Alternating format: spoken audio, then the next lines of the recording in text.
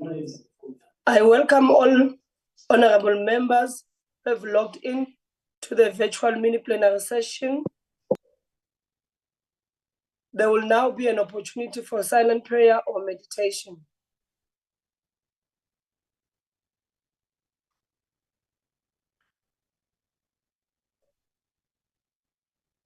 Thank you, honorable members. Honorable members, before we proceed, I would like to remind you that the virtual mini-plenary is deemed to be in the precinct of Parliament and constitute a meeting of the National Assembly for debating purposes only. In addition to the rules of virtual sittings, the rules of the National Assembly, including the rules of debate, apply. Members enjoy the same powers and privileges that apply in a sitting of the National Assembly. Members should equally note that anything said in the virtual platform is deemed to have been said in the House and may be ruled upon.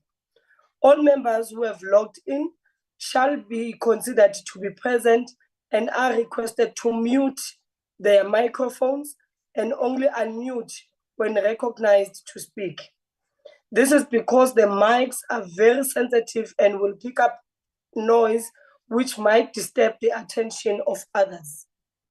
Members, when recognized to speak, please unmute your microphone, and where connectivity permits, connect your video. Members may make use of the icons on the bar at the bottom of their screens, which has an option that allows a member to put up his or her hand to raise points of orders. The Secretariat will assist in alerting the chairperson to members requesting to speak. When using the virtual system, members are urged to refrain or desist from unnecessary points of order or interjections. Lastly, I wish to remind you that we are meeting in a mini-plenary session, and therefore any decision will be taken in a full plenary session of the Assembly. The first item on the order paper is a subject for discussion in the name of Honorable M Hadebe on the need for urgent intervention through nationwide inspections to protect vulnerable children from expired and poisonous food sold from unregulated and foreign-owned spaza shops. I now recognize the Honorable M Hadebe to open the debate. Thank you so much, Honorable House Chairperson. The presence of spaza shops highlights a clear demand for such services within residential areas, particularly in communities with limited mobility and where traditional retail businesses are less accessible. The informal sector where spaza shops trade contributes a substantial share of the nation's annual food expenditure, estimated to be between 30% and 40%. Spaza shops play a vital role of socio-economic role by generating employment, offering credit to customers, and fostering economic activity in areas with limited opportunities. However, in recent times, spaza shops have become sites of violence and tragedy, with reports of mass deaths and hospitalization of children due to unsafe products. This is nothing short of a national tragedy. As former President Nelson Mandela once stated that, I quote, "We owe our children, the most vulnerable in any society, a life free from violence and fear," close quote. The continued sale of expired and counterfeit goods poses a serious threat to the health and safety of our communities, particularly vulnerable children. These incidents are not isolated, underscoring the IFP's call for a comprehensive national intervention.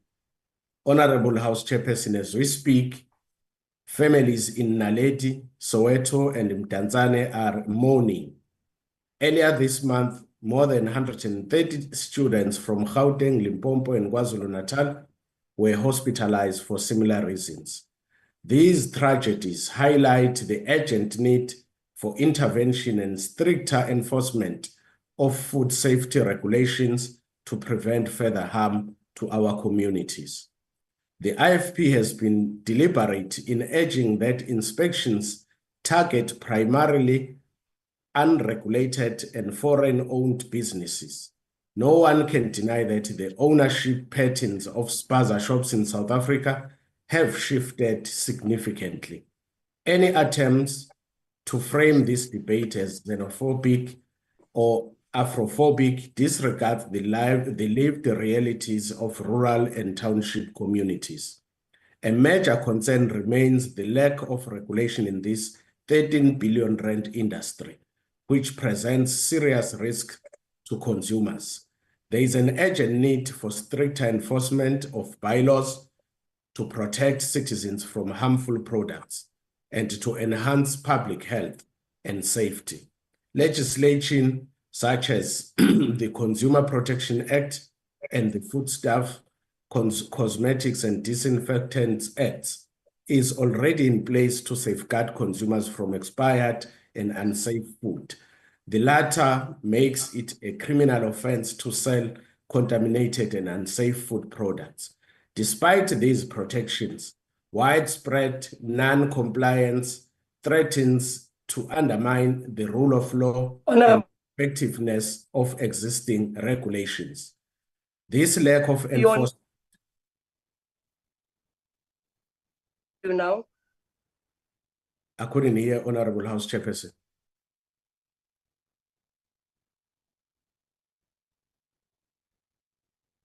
This lack of enforcement could have grave consequences for the integrity of South Africa's legal and regulatory framework. To address this, Metropolis and other law enforcement agencies must act swiftly to ensure bylaws and ensure compliance from all spaza shops, particularly regarding the sale of consumable goods. Regular health inspections are essential to ensure food safety. The absence of consistent monitoring jeopardizes public health and exposes communities to further tragedies. The IFP also encourages the participation of traditional leaders in these nationwide inspections, as their involvement is key to community engagement and the enforcement of safety regulations. Furthermore, a collaborative effort is required from the Department of Labor, Home Affairs, State Security and South African Revenue Services, the South African Police Service, and local municipalities to combat regulatory avoidance in township grocery markets. In conclusion, Honorable House Chairperson, until we can confidently say that safe food is being provided to children nationwide, the IFP will continue to call for regular inspections and strict compliance from spaza shops, which are essential to our communities. This will only be achievable if, as a nation, we can definitely establish who is legally responsible for each spaza shop, how the goods are manufactured, where they are produced, and the expiration dates of these products. Clear accountability and transparency are essential to ensure food safety and protecting consumers from harm. As South Africans navigate a challenging economic climate, it is crucial that we alleviate the additional burden of food safety concerns. Ensuring the safety of food available to these communities will help ease their worries and support their well-being. I thank you, Honorable House Chairperson. Thank you, Honorable Hadebe. I will now call upon the Honorable the Minister of Small Business and Development. Thank you so much, House Chair, members of Parliament in the House today. Greetings to you all. This debate is timely and necessary as our country confronts significant challenges, which include effective regulation of small businesses, including spaza shops, as outlined by my colleague earlier.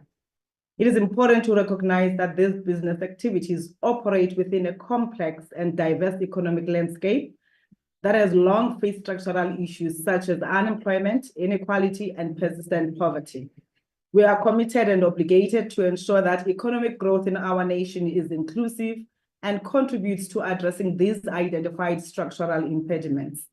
We operate from the principle that all citizens have the right to trade, pursue their professions, and engage in crafting freely, while also acknowledging that these economic practices and freedoms may be subject to regulation through policies and legislation. This is a fundamental right enshrined in our Constitution. In this context, House Chair, the department has implemented a variety of policy and legislative measures aimed at regulating small enterprises, including spaza shops and other small businesses. Notably, there are several laws that govern the sale of food products by both formal and informal businesses, including the Businesses Act of 1991, the Counterfeit Goods Act of 1997, the National Consumer Protection Act of 2008, the Foodstuffs, Cosmetics and Disinfectants Act of 1972, and the National Health Act. Our policy and legislative interventions emphasize the necessity of establishing a robust regime of business licensing for categories that fall within micro, small, and medium enterprises. Without appropriate licensing, it becomes challenging to identify and monitor the business activities occurring in townships and rural areas. Furthermore, we are committed to providing both financial and non-financial support to this sector. Our aim is to equip those operating at this level with essential knowledge regarding business management, sustainability practices, and profitability. This support includes training to ensure compliance with all relevant legislations, from municipal bylaws and provincial business zoning to adherence to food security standards. Therefore, compliance with mandatory laws and regulations is essential a requirement for those conducting business in this sector.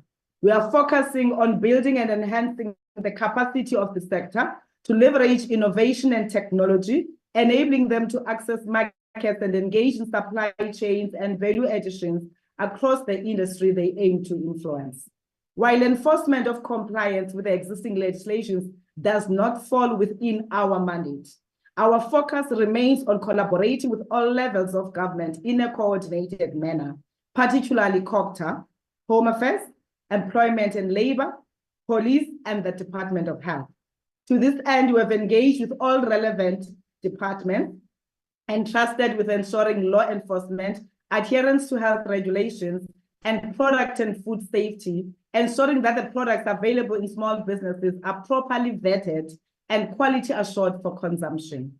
We are committed to joint operations to enhance compliance within the sector. Our responsibility, honorable members, lies in providing the regulatory and legislative framework necessary for compliance with the required laws. We believe that the joint actions initiated thus far establish a foundation for taking decisive measures against all forms of illegality prevalent in this sector. Our intervention extends beyond regulatory enforcement in support of government. We are in the process of developing a township and rural economic development policy, which is being consulted currently across the country. There is a need for decisive interventions to address expired and unsafe foods and ensure compliance with business and health standards, which is both urgent and critical. We're working through government on the following interventions that we deem very necessary. Entrepreneurial training, wherein we are partnering with CEDAS in order to assist in registration of these small businesses. On collaborative interdisciplinary interventions, we are doing joint programs with the departments that I've already mentioned up there. We've set up a township economic task force that, amongst other things, is dealing with counterfeit foods, counterfeit products, which is composed by manufacturers of food. On consumer education, we partner with all the stakeholders in order to raise awareness in our communities and ensure that we educate consumers about the risks that are associated with counterfeit labels. We conduct regular inspections with the Department of Health, the municipalities, and the Department of Labor. House Chairperson, my department has convened meetings with key departments to develop all these interventions that we're talking about, because, as I said, The department is not the one that is responsible for those, but we are coordinating all those stakeholders that are entrusted with this responsibility within the law. Therefore, our approach constitutes both short-term, medium-term, and long-term interventions. As I said, we are finalizing our policy, which will, amongst other things, ensure that the segments that are reserved for South Africans, whilst we're giving a policy framework to the municipalities that are entrusted with the responsibility of licensing. We're also ensuring that we bolster efforts of the task force to address the counterfeit goods and finalize business licensing policy by the end of November 2024, wherein we will be able to insert ourselves and set the standards and norms for the licensing of businesses at our sector. And long term, of course, we're engaging with every department, as through our red tape reduction process, we've identified 29 pieces of legislation that we need to repeal or amend. And as I indicated, that's a long-term goal that requires engagement. We've already set up intergovernmental, interprovincial task teams that are identifying this risk and coming up with an implementation plan. We are confident that these interventions will yield immediate results in enforcing compliance measures while we work to dynamize the sector.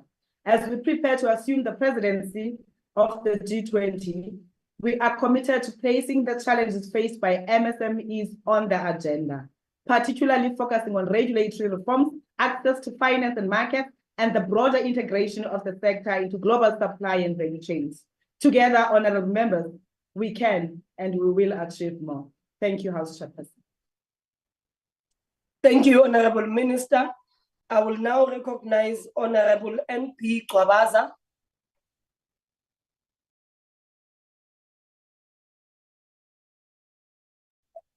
Honorable Kwabaza. Thank you. Thank you, House Chair. Honorable, yes, thank you so much. Honorable House Chair, members of Parliament, ngisukuma nokuthunywa umkhonto wesizwe party.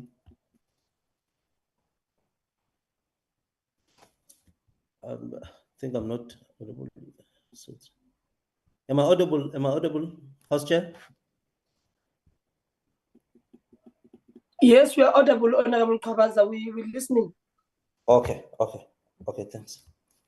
Ngisukuma nokuthunywa umkhonto wesizwe party ngezinhliziyo ezibuhlungu ngalokho okwenzakalayo emphakathini esiphuma kuyona. Abantwana bethu emva kokuthenga ukudla kulama spaza shops, abantwana bethu bashona. Inhliziyo zethu zibuhlungu kakhulu ngokulahlekelwa. Silahlekelwa abantwana bethu bengenzanga lutho, futhi silahlekelwa abantwana bethu ebesalindele kukhulu kubona, nabazali besalindele kukhulu kubona kulabantwana. Sisukuma sizosho ukuthi singumkhonto wesizwe ukuthi lokhu makumiswe. Sisukuma sizothi singumkhonto wesizwe lokho okwenzekalayo njengamanje akumiswe, akulungile kuma spaza shops, and ugovernment uthuli akenzi lutho while abantu benza ubuhlungu obungaka ezinganeni zethu. This is unacceptable, honorable members. Ukuthi, hey, my God, where we are here to address a disaster that has shaken the core of our communities, the alarming of food poisoning of our children linked to the practice of foreign-owned spaza shops, particularly those owned by the Pakistan nationals. The tragedy is not a simple case of negligence, but the product of unregulated foreign informal businesses, lawlessness,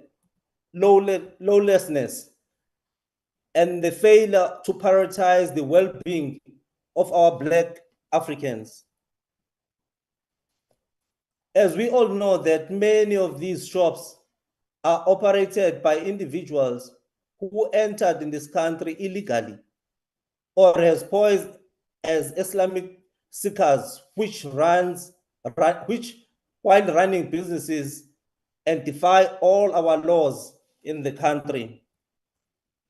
They exploit the local born South African workers, bypass customer, bringing in counterfeit goods, expired goods, products that are dangerous for consumption.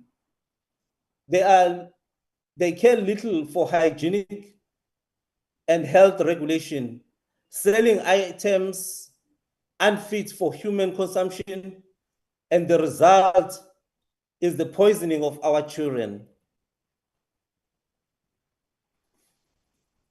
It is these illegal operators who are exploiting the poverty and desperation in our township. They bring in substandard goods, often selling at a low price than the local businesses, but the price of our communities pay is too much, or it's very high. It is death itself. The food sold in these many shops is contaminated and harmful. And this had led to the case of serious illness and even death among our children. This is unacceptable, House Chair. These incidents are not isolated. They are a direct consequence of allowing individuals to operate outside the law, unchecked, unregulated. How many more Black children must die before this government takes decisive action? How many more families must suffer before we protect the lives of our people over the profit motives of illegal operators? When a disaster affects a white child, regulators act swiftly to remove products from the shelves. However, when the black children dies as a result of these Pakistan spaza shops, authorities often fail to respond with a sense of agency. We as MK demand immediately closure of all these Pakistan-owned spaza shops until the health inspectors have thoroughly evaluated and granted permission for the continuation of the operation. Let me be clear, honorable members. We are not here to stroke xenophobia or hatred.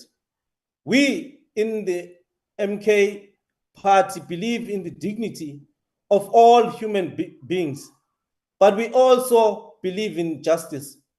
We believe in accountability, and we cannot allow foreign nationals who come into our country and to our communities to break the law and threaten the health of our people.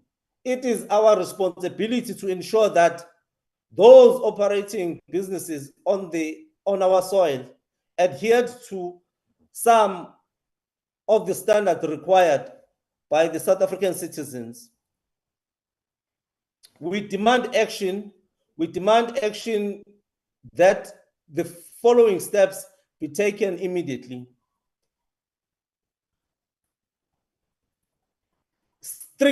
Strict enforcement of immigration laws. The Department of Home Affairs must investigate the legal status of these foreign spaza shop owners. Those found to be in the country illegally must be deported, and their businesses must be shut down. We cannot allow illegal immigrants to operate unchecked in our communities. We demand comprehensive health inspection. The Department of Health, in collaboration with local municipalities, must conduct an agent and thorough inspection of all spaza shops, particularly those run by the foreign nationals. Any businesses found to be selling expired or counterfeit or unsafe goods must be shut down immediately. We demand support of local Black-owned businesses. It is shameful that the local South African businesses are struggling to thrive while the foreign-owned businesses are operating illegally and flourishing. The Department of Small Business must increase its support for local Black entrepreneurs by providing them with finance, training, and access to market. We must empower our people to take back control of the local economies. We demand consumer education.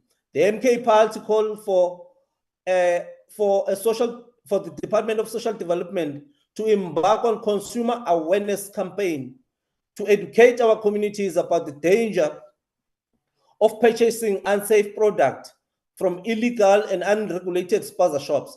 We must encourage our people to support local businesses that comply with health and safety regulation and put the well-being of our communities first. We also demand the critical skill list.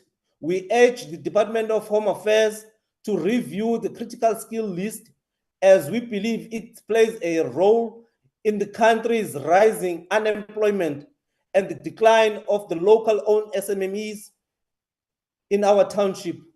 The foreign nationals are using it as a mean to enter in the country and the benefit from opportunities that could have been utilized by our local citizens. This disaster is not just about food poisoning. It is the reflection of a deep problem in our country. It is a reflection of our continued marginalization of Black South Africans in their own communities. It is a reflection of a system that allows outsiders to exploit our people, while our local businesses are pushed to infringe. This is about the dignity of our Black communities.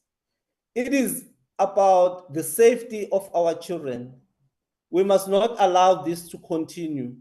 We call upon the minister to act swiftly and decisive to root out the illegal businesses and ensure that those responsible for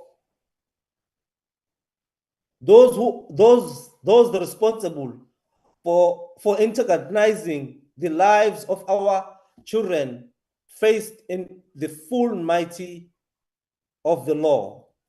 We in the MK Party, we will not rest until justice is served. We will not stop. Honorable Kwabaza, unfortunately, your time has expired, sir. Until all these businesses are shut down and every local entrepreneur is supported and every child in our community is protected. Honorable Kwabaza, your time has expired. I can't be repeating myself. I can't be repeating myself, Honorable Kwabaza. I did alert you that your time has expired. What you did there, it is wrong, and please do not repeat it again. Thank you, Astor. I will now call upon the Honorable ERJ, please. Madam Acting Speaker. Yes, Honorable Reddy. Thank you, Honorable Acting Speaker. Please confirm the time allocated to MK Party for this debate. It was 8 minutes. 8 minutes. Thank you very much. Yes. Thank you. Thank you. Honorable Speaker.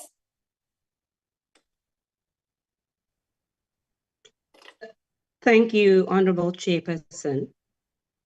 And honorable members, the shocking news of the tragic loss of 6 young lives in Naledi, Soweto, and the continuing loss of lives due to expired and contaminated food is a heartbreaking reminder of the urgent need for change.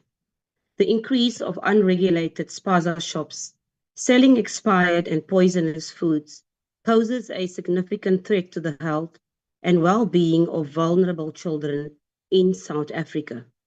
The issue is multifaceted, involving food safety, child protection, and economic factors. At the core of this is the lack of collaborative action from the various stakeholders. I am of the view, Chairperson, that the role of environmental health officers are usually underscored, coupled with the town planning and building inspectorates, law enforcement units, and last but not least, the economic development departments at the local and district level. The following are key areas of concern, honourable members. We need to ensure that food sold to children is safe for consumption, and this can be achieved through regular untargeted inspections and bringing informal SMMEs into the regulatory space. Environmental health practitioners also play a critical role, namely conducting inspections and monitoring food safety, enforcing regulations and standards, educating owners and communities on food safety practices. Furthermore, multi-stakeholder strategies are required between government at different spheres, environmental health practitioners and communities. And this will assist in strengthening regulation and enforcement, promoting food safety awareness and protecting vulnerable children from harm.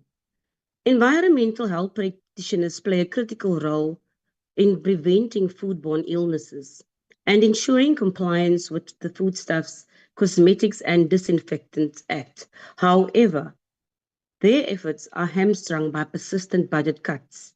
The municipalities affected, alongside the provincial government, have not allocated sufficient funding for enough environmental health practitioners. The World Health Organization recommends one health inspector for every 10,000 people. Yet in Johannesburg, the ration is 1 to 27,000 residents. Importantly, honourable members, while we discuss this pressing topic, we must remain mindful that the task is to protect our children and not to fan flames. To keep our children safe, we need to provide economic incentives to bring informal SMMEs within regulations such that they can be monitored. Such interventions could include tax breaks for compliant businesses, low interest loans, subsidies for local small-scale farmers. And further to this, government need to actively start working with communities. Such initiatives include workshops and training sessions, public awareness campaigns through posters, social media, radio, community events and food festivals, collaborations with local leaders and influencers. Developing coordinated strategies between key departments is crucial, honourable members, to prevent illegal operations and to protect our citizens, our children in particular. The Department of Health's District Plan and COCTA can facilitate coordination between municipalities, ensuring an alignment with national priorities and effective funding allocation for environmental health practitioners. Partnering with the Department of Education can help integrate programs promoting health safety and economic literacy. Collaboration with the Department of Small Business Development to support local entrepreneurs and SMMEs. And in this regard, I want to thank the Minister for the interventions as just outlined. Working closely with the police can ensure effective enforcement of regulations and laws. Collaboration with SARS is vital to ensure tax compliance and economic circulation within the country. And in closing, honourable members, there are ample initiatives before us geared at keeping our children safe. They are pragmatic and within our powers. By engaging communities and promoting responsible consumer practices with clear will from political leaders to tackle the increasing problem, we can protect South Africa's most vulnerable citizens, our children. It is time for collective action to prevent further tragedies and to create a culture of food safety which drives positive change in the informal SMME sector. Let us not fan flames. Let us do something. I thank you, Chairperson. Thank you, Honorable Spies. Order. Honorable Reddy, I want to rectify my mistake. Thank you. That I said the MK was given 8 minutes. I was actually reading Honorable Spies minutes, but Honorable Kwabaza from MK was given 10 minutes. Can you please allow the speaker to complete his speech? He has another 2 minutes. No, he does not have another 2 minutes. You gave him 8 10 minutes. Expired. You gave him 8 minutes when he has 10 minutes, Madam Acting Speaker. No, Honorable Reddy, please listen to me. I am saying I am the one who made a mistake by looking at Honorable Spies' time allocation and said MK was given 8 instead of saying MK was given 10 minutes. But Honorable Kwabaza was given 10 minutes and he expired the 10 minutes that he was given. So he was not given 8 minutes. It is me who read the allocation of minutes of Honorable Spies instead of reading of Honorable Kwabaza.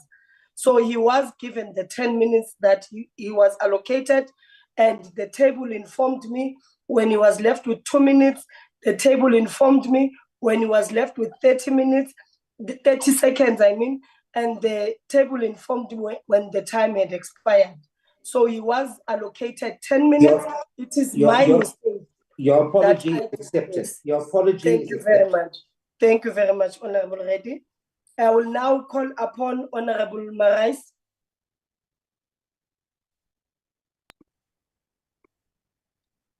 Thank you, House Chairperson.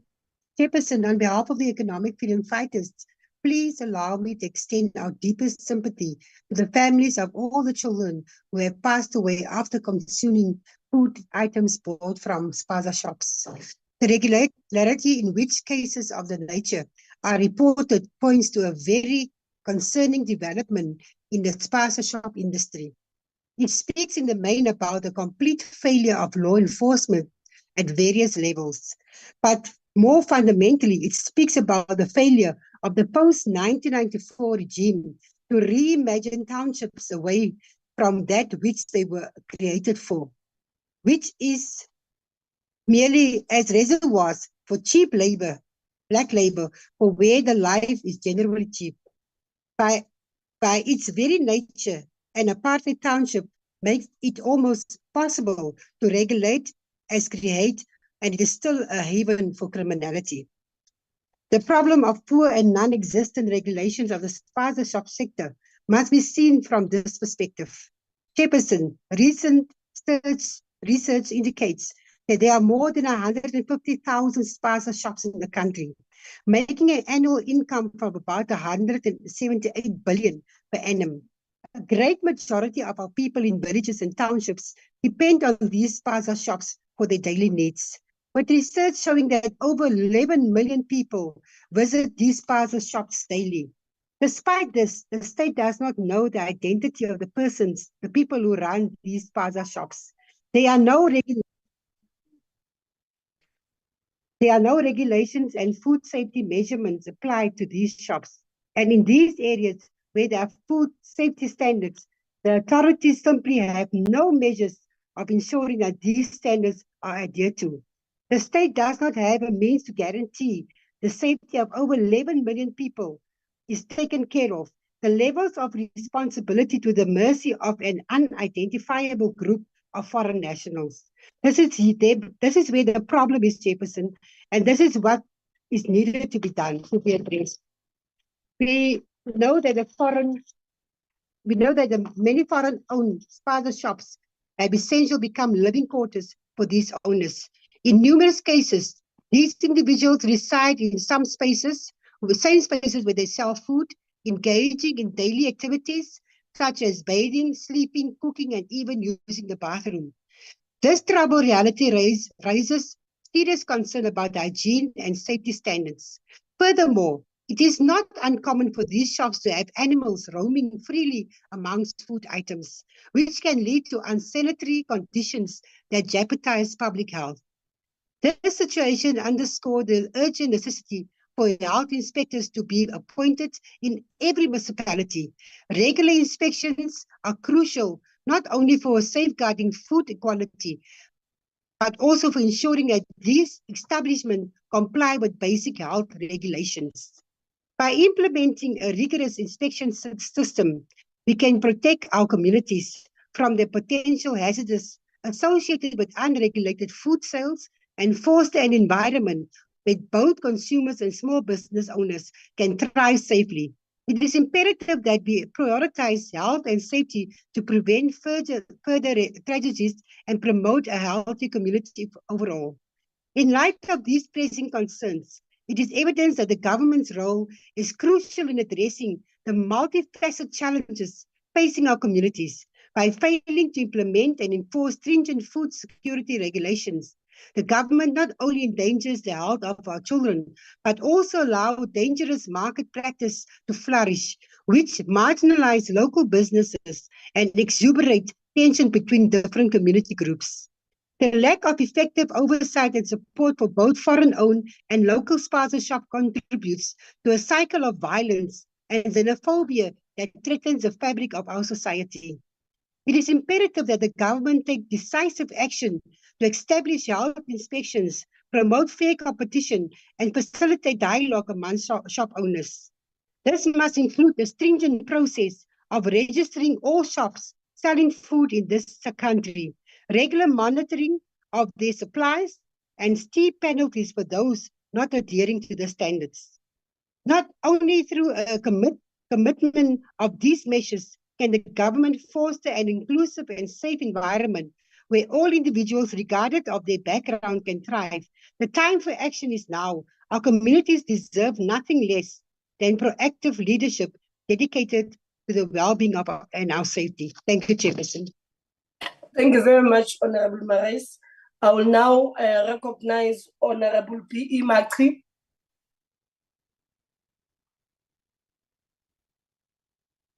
Honorable Matri. Thank you, Honorable House Chairperson. Spaza shops are an essential part of every community, offering access to food, creating jobs, and helping to build a sense of togetherness.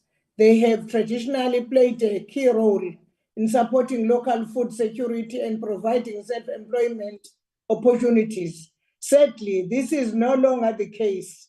Recently, some children have strategically died after consuming food bought from these shops, leading to widespread anger in communities. People are protesting against the shops, and the perception of spaza shops have drastically shifted.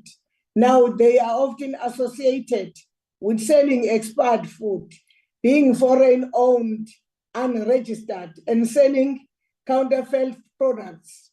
This shift in how spaza shops are viewed had led to deep concern about their safety and reliability, overshadowing the important role they once played in supporting the community. Honorable House Chairperson, the threat posed by these spaza shops is akin to a ticking time bomb for our nation. We are witnessing a disturbing trend whereby laws, basic employment standards, and fundamental human rights are being systematically violated. Strategically, we have reported of children who have lost their lives and others who have been hospitalized after consuming food products from this establishment. We must urgently address critical questions. Are the owners of these spaza shops operating legally within our borders? Are our health inspectors conducting regular inspections to ensure the safety of the food being sold? Additionally, are these businesses fulfilling their obligations to contribute to our tax revenue?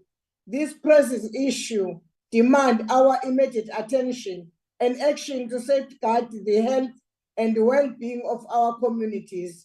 Honorable House Chairperson, research from the Certain Livelihood Foundation revealed alarming levels of employee exploitation within spaza shops, where workers are forced to endure over 15-hour shifts, even 7 days a week. This situation is unacceptable. As the IFP, we call for the comprehensive nationwide inspection of spaza shops and their owners, led by all the relevant authorities. This includes the Department of Labor, Home Affairs, SAPS, and local municipalities. These entities must work together to ensure that labor laws are upheld. Businesses are legally compliant and the workers' rights are protected. It is the time for decisive action to bring accountability and fairness to the sector for the sake of our communities and the rule of law. Unfortunately, Mama, your time has expired. You only had 3 minutes. Thank you, Chairperson. Yes, thank you. I will now call upon the Honorable G. Jonas.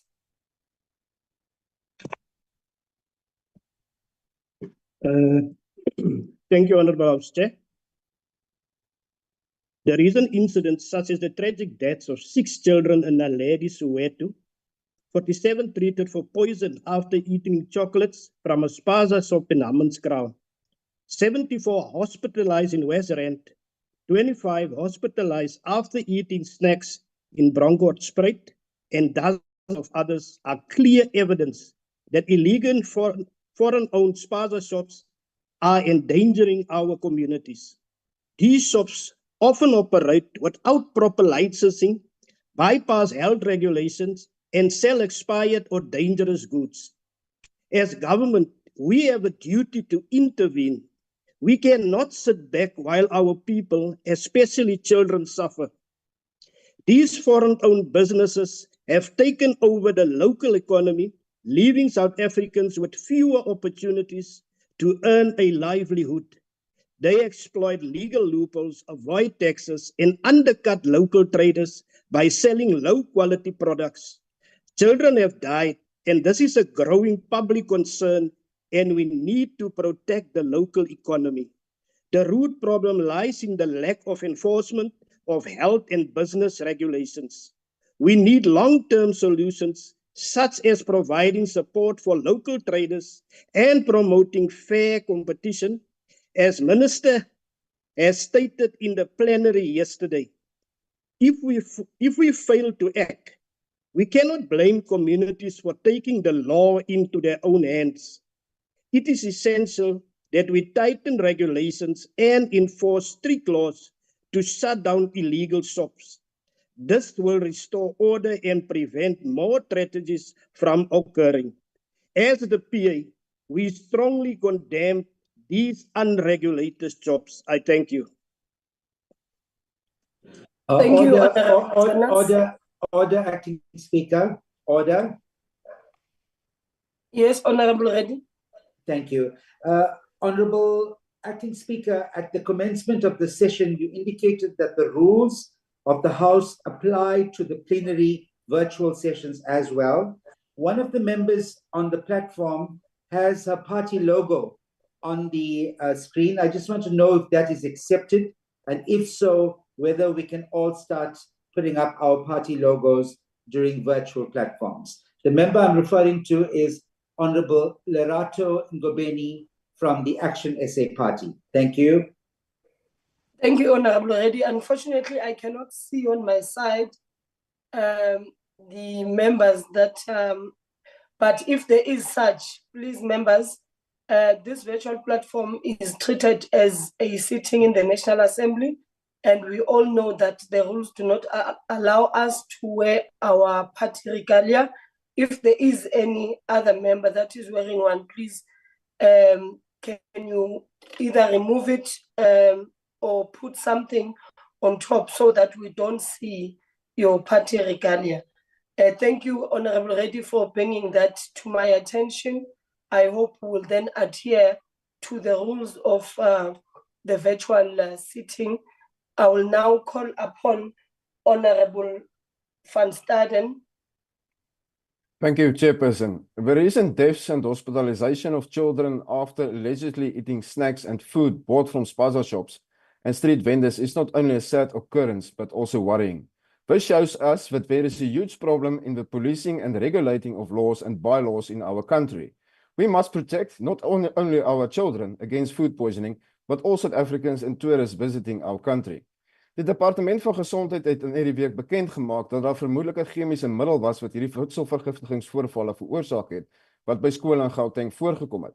Die VF+ verwelkom die optrede van die Nasionale Instituut vir Oordraagbare Siektes, die ontplooiing van 80 gesondheidsinspekteurs, die Suid-Afrikaanse Polisie, Landbou, Nasionale Verbruikersraad, asook omgewingsinspekteurs. Wat ons wel egter bekommerd maak, is dat die gesondheidsinspekteurs eers opgelei moet word om hierdie taak te kan verrig. The question must be asked, what is the origin of this problem? Members of various communities have pointed fingers to the foodstuff sold by spaza shop.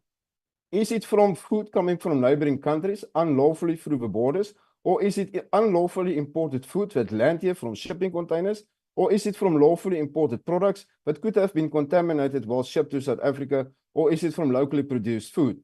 This is difficult to say. The problem is not only in Gauteng, but in this week it was reported that children in KwaZulu-Natal got sick that bought fruit from street vendors. 22 children were admitted to hospital yesterday. Another incident reported in Gauteng, and cases have also been reported in Limpopo.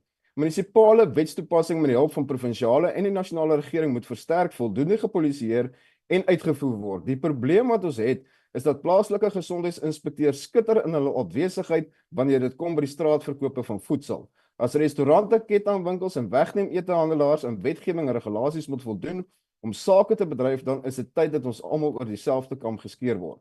Daar moet nie net skielik deur almal ingespring en ingegryp word as sulke tragedies plaasvind nie, maar ons moet voorkomend begin optree.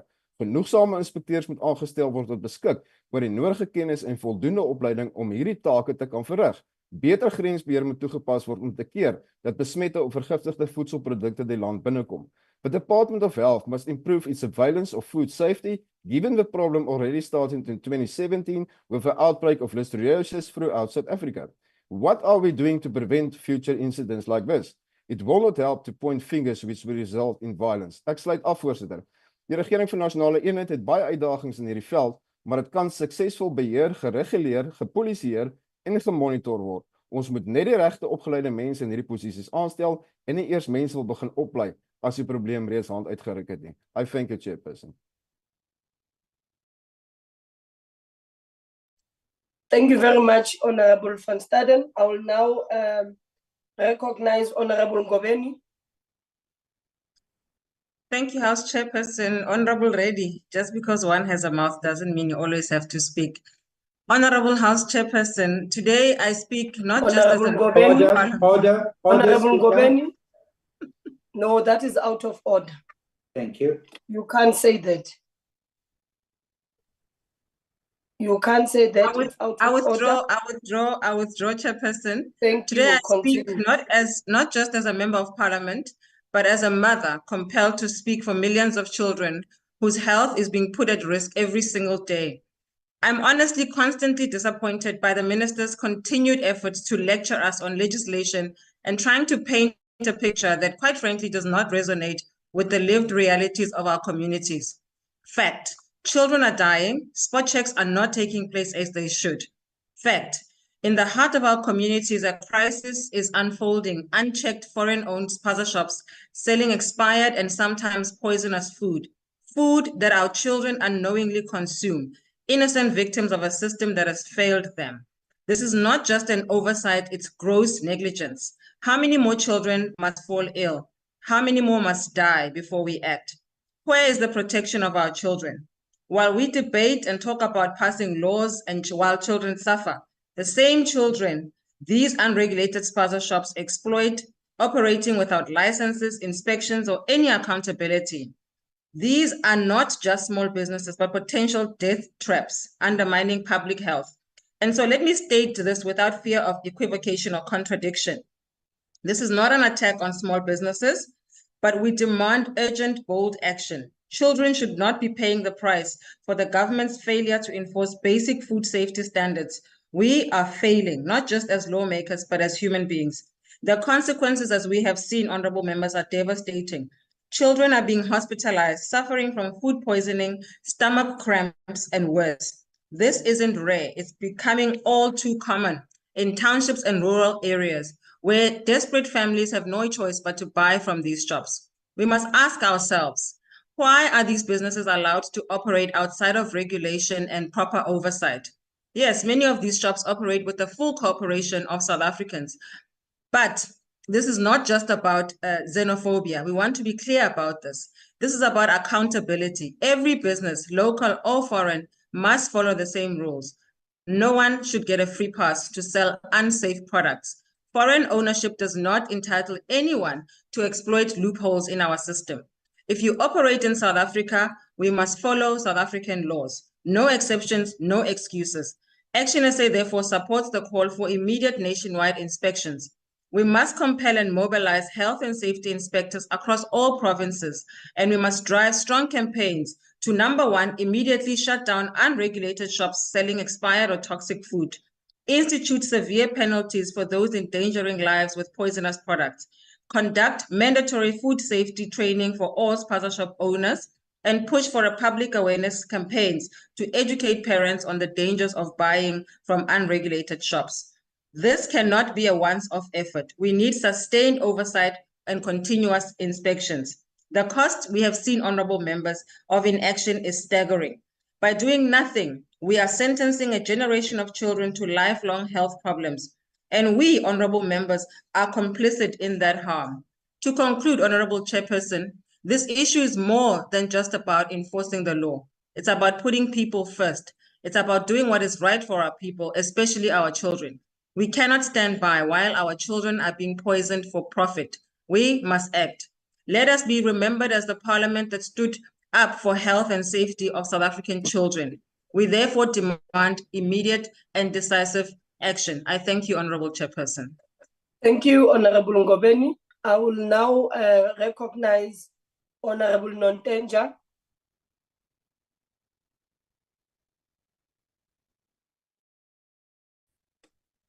Honorable Nontenja.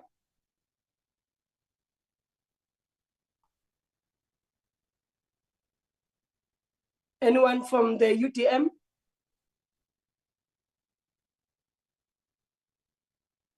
Okay, we will pass then. I will go to Honorable Mishwe. Thank you, House Chair. The African Christian Democratic Party acknowledges the imperative to safeguard not only vulnerable children, but also the general public from the dangers posed by expired and contaminated food sold in unregulated spaza shops. There are approximately 150,000 spaza shops in South Africa. These shops, also known as tuck shops, originated during the apartheid era when historically disadvantaged individuals were restricted from owning formal businesses. These informal micro-convenience shops were established within homes in townships to meet the daily needs of the community. Initially, spaza shops sold the basic essentials such as meal, bread, and sugar. Over time, they have expanded their offerings to include a wider range of goods, including toiletries, small furniture items, and even some electronics. Today, spaza shops are a vital part of township economy, providing accessible and affordable goods to residents. Given the substantial trade and traffic of goods in these shops, it is inevitable that occasionally there may be some food that has gone off, that is being sold, and have been supplied with contamination. The recent tragic deaths of children from such foodstuffs is heartbreaking. And the ACDP would like to convey our sincere condolences on behalf of those children to the parents. We as ACDP believe that government has to ensure that money has to be found to increase the number of inspectors. We cannot say there is no money anymore because the lives of our children is very, very important. That is why we agree with those who are saying money must be sourced and the health of our children must be prioritized so that our children can have a safer and brighter future. Inspectors have to do their job every day, not just once in a while. We saw this past week inspectors running around, very busy because of the number of people that were dying. So ACDP says, because our children are valuable, government must ensure that there are more and many more health inspectors to visit all these spaza shops and to make sure that nobody is allowed to flout their regulations. And municipalities must hold hands with government and ensure that all those who break the law are arrested and brought to Honorable Michel, your Thank time you, has expired. Thank you. Thank you.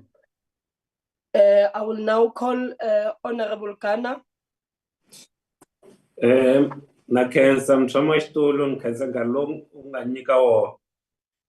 behalf of Rising Suns, I want to start by first conveying our sincere condolences to the families and loved ones of those that have lost their lives in a tragic and sinister series of suspected food poisoning, which have primarily affected the provinces of Gauteng, some parts of Northern Cape and Limpopo.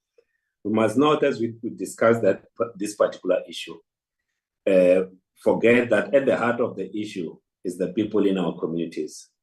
We must not lose sight of this.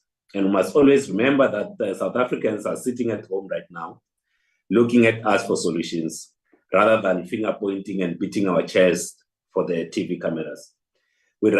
As Rising Suns, we reaffirm the nature, succession, and interprovincial makeup of the suspected food poisoning, because we understand that some of the producers or manufacturers are spread across the country. Therefore, there needs to be interprovincial coordination. We therefore welcome the elevation of these particular matters to the National Joint Operations and Intelligence Structures as a national security threat, following our public call for a multidisciplinary investigation. This investigation should also extend to where spaza shops and other retailers source their goods from, because it's not only at the point where people are buying, but we must also start going to the point where food is being manufactured.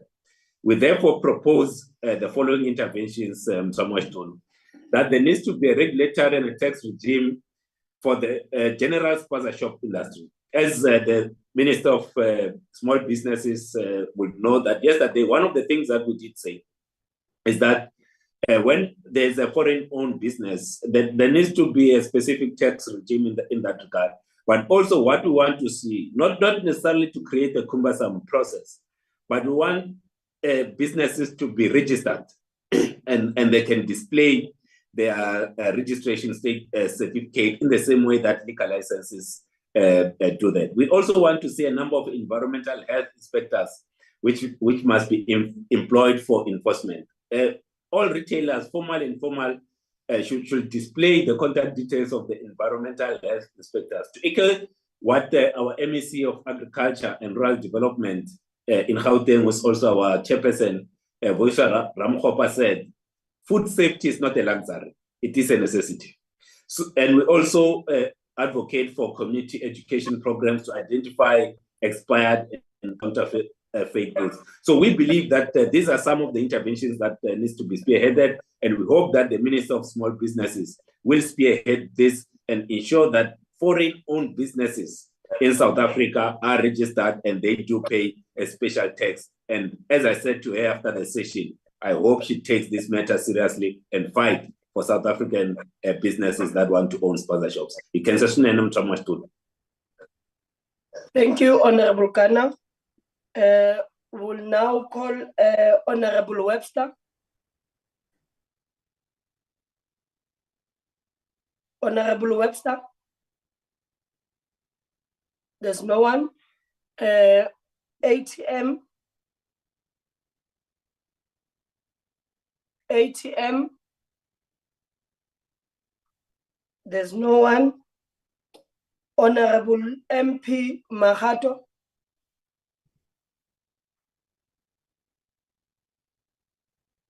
Honorable MP Mahato. Thank you very much, Chairperson. I think maybe there is a mistake in the order paper because my name is MP Christina Tom. Oh, okay, our apologies. The name that is written here is Honorable Mahato. But you may continue. Thank you very much, Honorable House Chairperson. According to Section 28 of the Constitution, every child has the right to basic nutrition, shelter, basic health care services, and social services. Furthermore, the Constitution guarantees that children, despite their age and vulnerability, are full members of the society whose rights must be respected and upheld. The Children's Act further emphasizes on the rights of children and the obligation of government to ensure that a safe, conducive environment is created for their development and well-being. The rights of children are not only recognized within the borders of our country, Honorable Chairperson, but also within the global community through the Universal Declaration of Human Rights, which guides government to protect and respect human rights, especially in the vulnerable populations such as children. Furthermore, House Chairperson, these protections are found in the International Covenant of Economic, Social, and Cultural Rights, to which South Africa is a signatory, where the state is mandated to take appropriate steps to improve methods of food production, conservation, and distribution, ensuring the availability of adequate food, especially for vulnerable groups like children. Therefore, House Chairperson, it is with deep regret and empathy that we participate in this debate where, despite the numerous national and international legislation which guarantees the rights of children, many have been failed by these legislations. We are particularly troubled by the incidents where 80 learners from Gauteng and Limpopo were hospitalized after allegedly consuming expired chocolates and snacks from local vendors. Furthermore, House Chairperson, we are shattered that this debate takes place at the back foot of reports of tragic and untimely death of 6 children from Gauteng who allegedly consumed snacks from a spaza shop. We extend our deepest condolences to the affected families, the friends and school community of those learners. This incident should have simply never happened, and swift and active action must be taken to safeguard the protection of children from harmful and unsafe foods. House Chairperson, from all the incidents which have been extensively covered in the media, we can all observe that the consumption of expired and poisonous food has detrimental effects to children and contributes to various challenges, including stunting, where children suffer from impaired growth and development. This is because expired foods lose their nutritional value and thus lead to a poor intake of essential nutrients that children need for their growth and development. In extreme cases, Chairperson, we have also observed how these effects lead to loss of young lives. This places, Honorable House Chairperson, the responsibility back to the doorstep of government to ensure that there are stringent and effective interventions that can stop the sale of expired or poisonous food for all citizens. This is the responsibility of government, because this burden can be attributed to several factors, which include adequate regulation, poor oversight in informal markets to ensure that hygiene and food safety standards are met.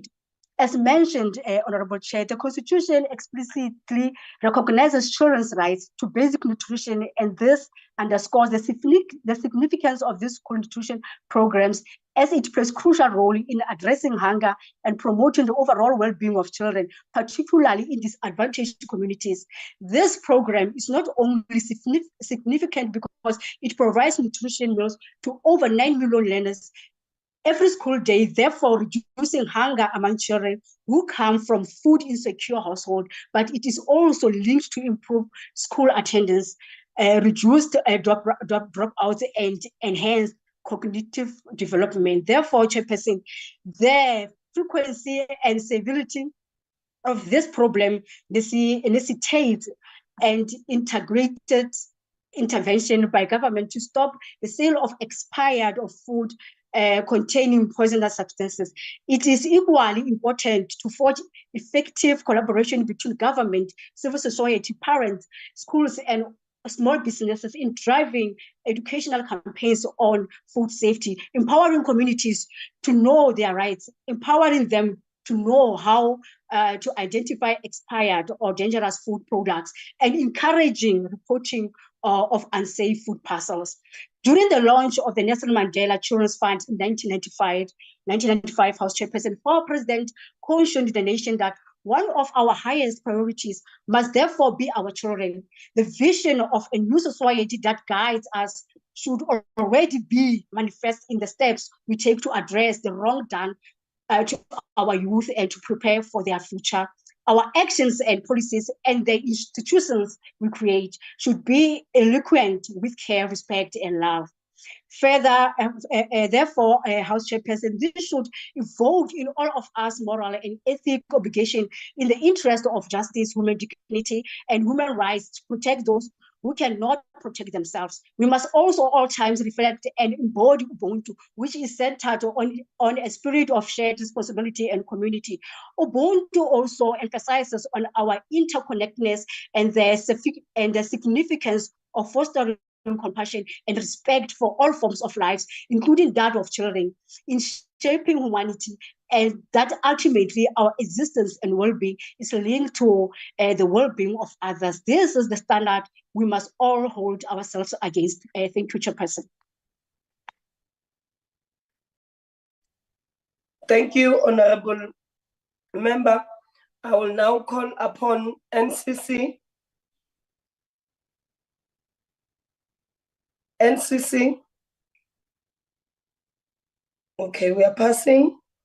PAC. PAC.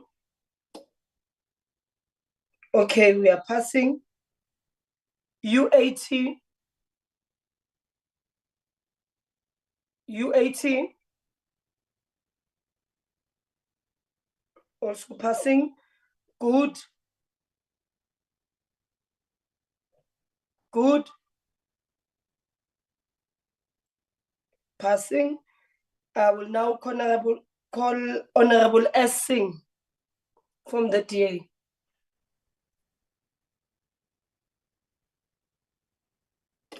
Honorable S. Singh. Thank you, House Chairperson. Am I audible? Yes, you are, ma'am. Thank you, Chair. The Honorable House Chairperson, today I stand before you with a heavy heart, compelled to address a grave issue threatening the health and safety of our most vulnerable citizens. Honorable Singh, I'm sorry to disturb you. I hear that there's a point of order from Honorable Nontenja. Honorable Nontenja.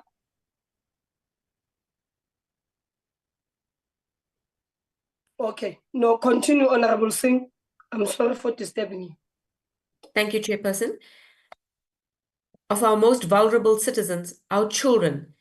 The tragic deaths of young children, reportedly linked to expired and unsafe foods from unregulated spaza shops, is a crisis that demands our immediate and unwavering attention.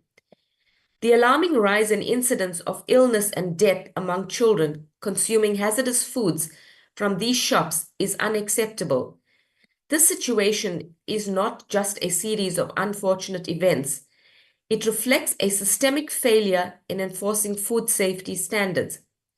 The Department of Health must prioritize the investigation to conclusively identify the cause of these tragedies so that appropriate solutions are implemented to ensure they do not recur. Spaza shops play a vital role in many communities, especially in under-resourced areas where access to larger supermarkets is limited. They provide convenience and affordability, but come with significant risks when they operate outside regulatory oversight. The issue is not simply about foreign ownership. It's about the lack of accountability and oversight in our food retail environment. Without rigorous inspections, these shops can continue to operate unchecked, endangering public health. The Johannesburg and Tshwane metros, for instance, are critically understaffed in health inspections, failing to meet even the basic standards set by the WHO. To combat this, we must implement urgent, targeted inspections, particularly in high-risk areas like Gauteng. Beyond inspections, we must empower parents and communities to understand the risks associated with expired and improperly stored foods. Educating the public on food safety will enable families to advocate for themselves and report unsafe practices. We also need to reassess why informal SMMEs remain outside the regulatory framework and work towards integrating them in a way that enhances safety without hindering their ability to operate. The DA believes in the potential of the informal economy, having surpassed the formal economy in economic growth, and our policies focus on reducing time and cost of opening a business. In addition, our policies make emphasis on local governments providing basic services to SMMEs. We are all aware of the lack of service delivery, which often plagues our informal communities. DA policies aim to support these businesses while ensuring safety. We propose the following. 1.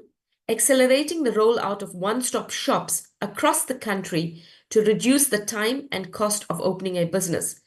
These opportunity centers will assist entrepreneurs in registering a company name, lodging their documentation with the Companies Commission, and registering with SARS and the Department of Labor, all with a single online form and with a single registration fee. Applicants will be able to follow their registration through an online tracking system.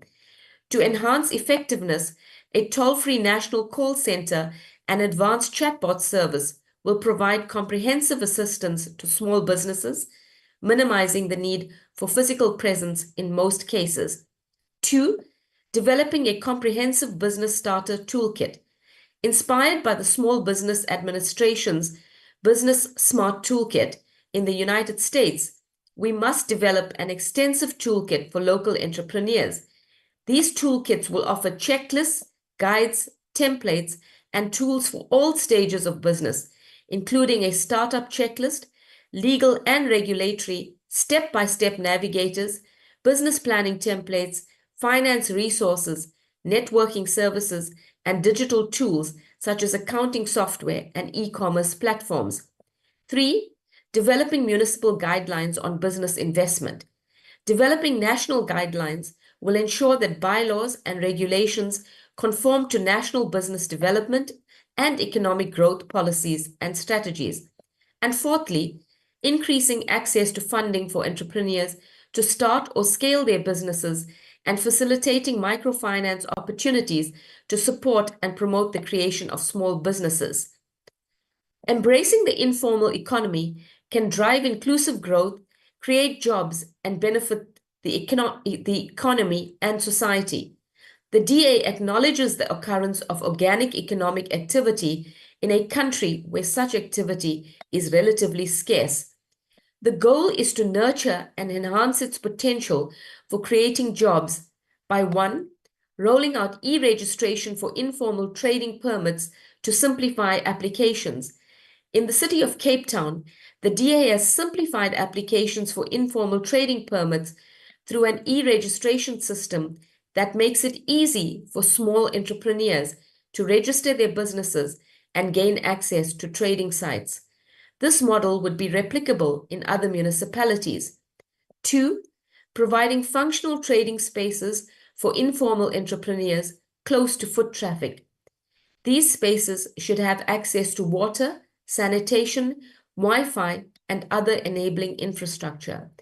And thirdly, encouraging entrepreneurs in the informal economy to formalize and increase the growth potential of their businesses by reducing costs and administrative burdens associated with formalization. Additionally, it raises awareness about tax amnesty for small businesses below a certain asset level and offers a simplified tax system where turnover tax replaces other taxes. This will involve launching the information campaigns to inform informal entrepreneurs about the benefits of formalization. In conclusion, we must act decisively to safeguard our children from preventable harm. The time for action is now. Let us commit to protecting our future by addressing the risks posed by unregulated spaza shops with the urgency the situation demands. I thank you, Chair. Thank you, Honorable Singh. I will now recognize Honorable F. Shabangu.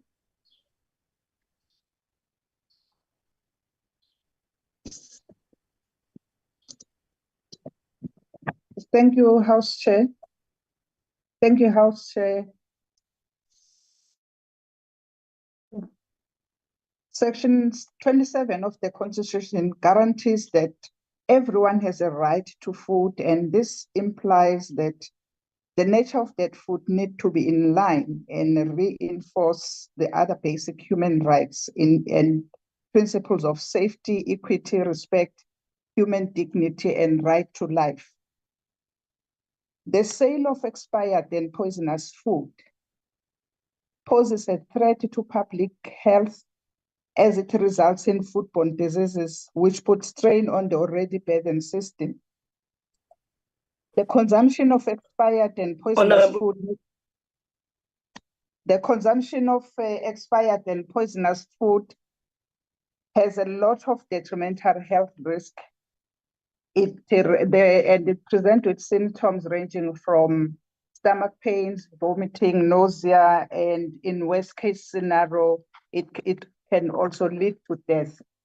These incidents are concerning, as the report indicates that between January this year and June 2024, there were 70 incidences of foodborne diseases outbreak, predominantly in the 8 provinces, as other speakers have alluded to. And there were 1,319 cases, individual cases that were across these provinces. The extent of this crisis is yet to be unearthed, as report by National Institute of Communicable Diseases indicates that the number of South Africans who visit health institutes due to foodborne illnesses is significantly underreported. Such incidents commonly affect the poorest and most vulnerable groups in our communities, such as children. As the vulnerability and agency to protect children has been eloquently expressed in today's debate, from health perspective, this matter must assume the highest priority, driven by the fragility of children as they are in their developmental years. We all know that young children, they've got low immunity and they suffer more than the adults. According to WHO, WHO has reflected that on the impact of unsafe food indicated that 110 billion US dollars is lost each year in productivity and medical expenses resulting from unsafe food in low and middle income countries. Furthermore, it states that children under 5 years of age carry 40% of foodborne diseases burden, with 125,000 deaths per year. This is across the globe. This underscores the severity of impact of expired and poisonous food, and it prompts that further action should be taken to strengthen current interventions. We appreciate that the minister alluded on the strategies and effort from her department to deal with this scourge of food poisoning and involving other stakeholders. This also includes greater enforcement that we need to do, greater enforcement on food labeling, which empowers consumers to know what is the content of the food, as well as expiry date. Children as young as 5 are so vulnerable as they may not be able to read the content and expiry date of what they are eating. However, the establishment also have the responsibility to ensure that they do not expose public to expired food. So it is not only the work of the government, they are the establishment, they know their responsibilities. Furthermore, to effectively address issues of expired and poisonous food being sold to the public and vulnerable group in general, stringent food safety, the stringent food safety intervention must be applied and enforced.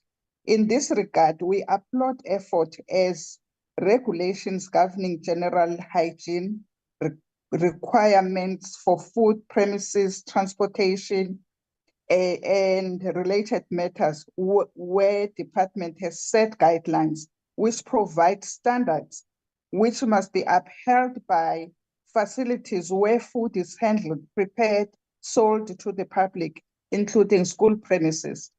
There must be an improved awareness campaign, which other members alluded on this, other parties alluded on this, that those campaigns that are championing to empower citizens about their rights, significance of nutritious food, and where to report violation.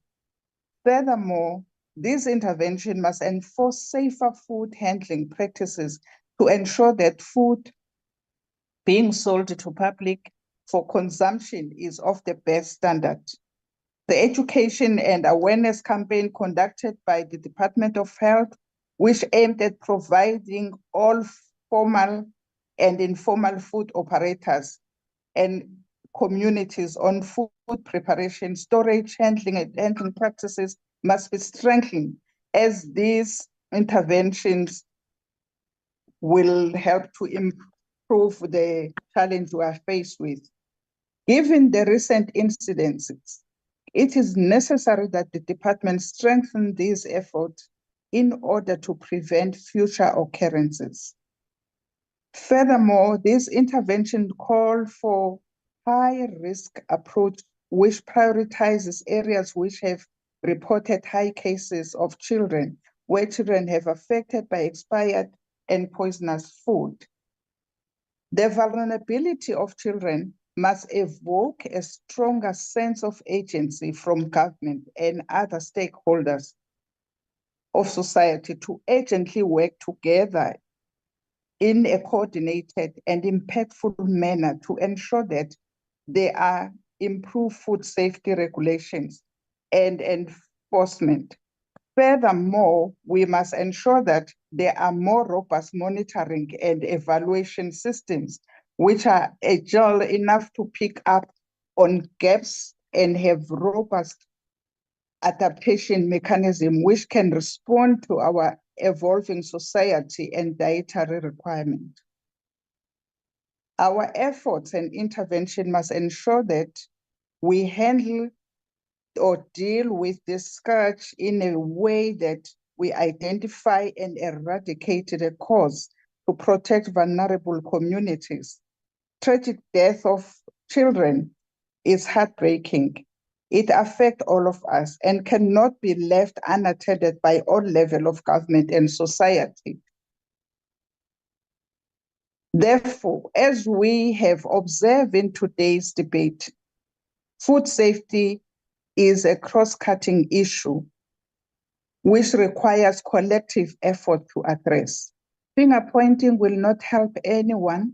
We have to work together to deal with this scourge of the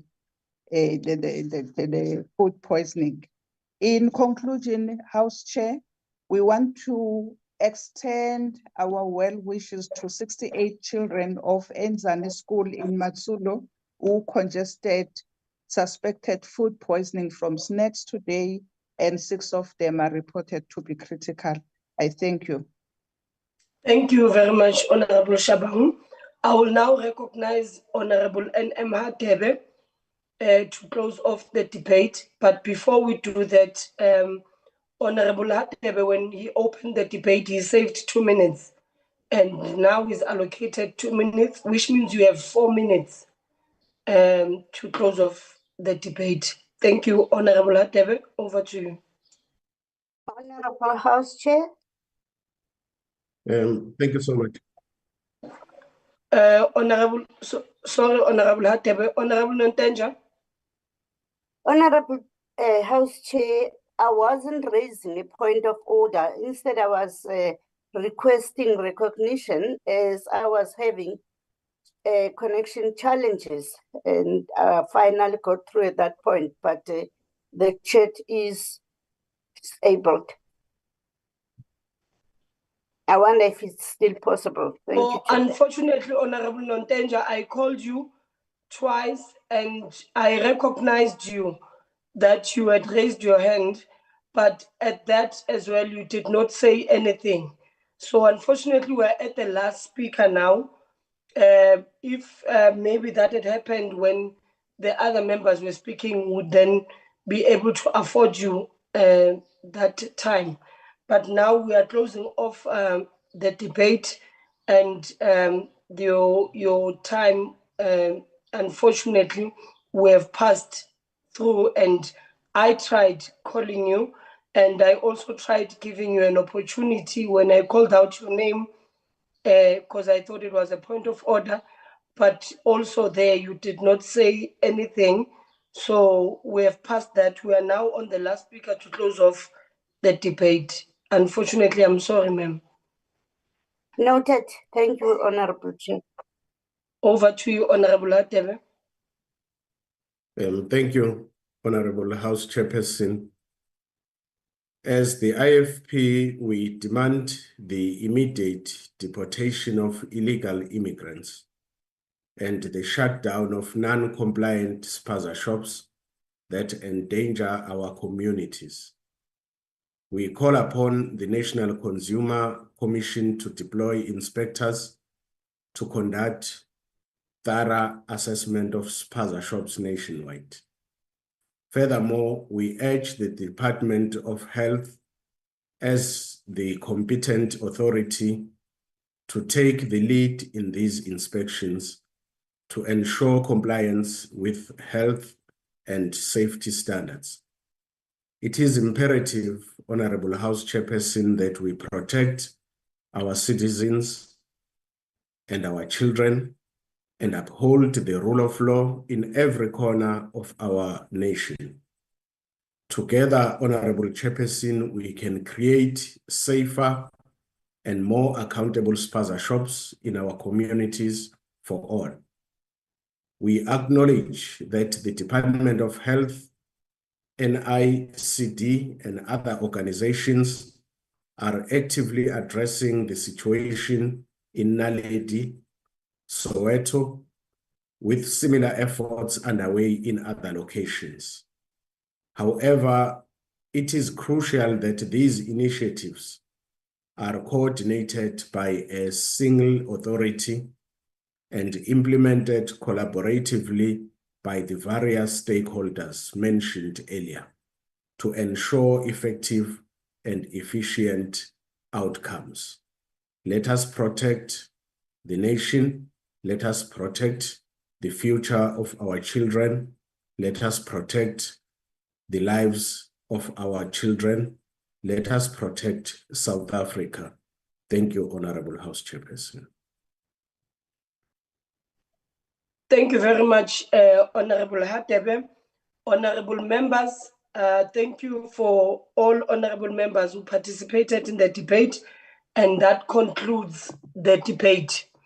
We shall now proceed to the last item on the order paper, which is a subject for discussion in the name of Honorable D R Direko, on the escalating problem of disaster response capacity and funding.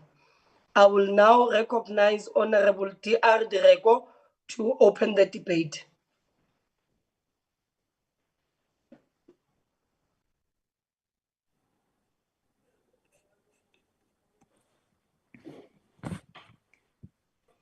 Thank you, Chairperson. We are living in a period wherein natural disaster and human-made disasters result in a severe destruction of infrastructure and livelihood. It has become a norm that a year or two does not end without climate change disasters, particularly in KwaZulu-Natal and Eastern Cape. Gauteng, Western Cape, and Northwest have also experienced devastating floods. The coronavirus pandemic is another health disaster, which also tested our disaster response capacity as a country and our resilience. As a nation, we have also experienced human-made disasters such as July unrest and ignition of petroleum trucks. Disaster causes harm to our livelihood and also may result in the loss of life. Families have lost their loved ones and we pay our condolences. Many families have lost their houses due to destruction of the disaster, such as your fire, floods, and other economic impact due to disasters. The economic impact of disaster has led to the loss of millions of jobs and also infrastructure damages which worth over billions.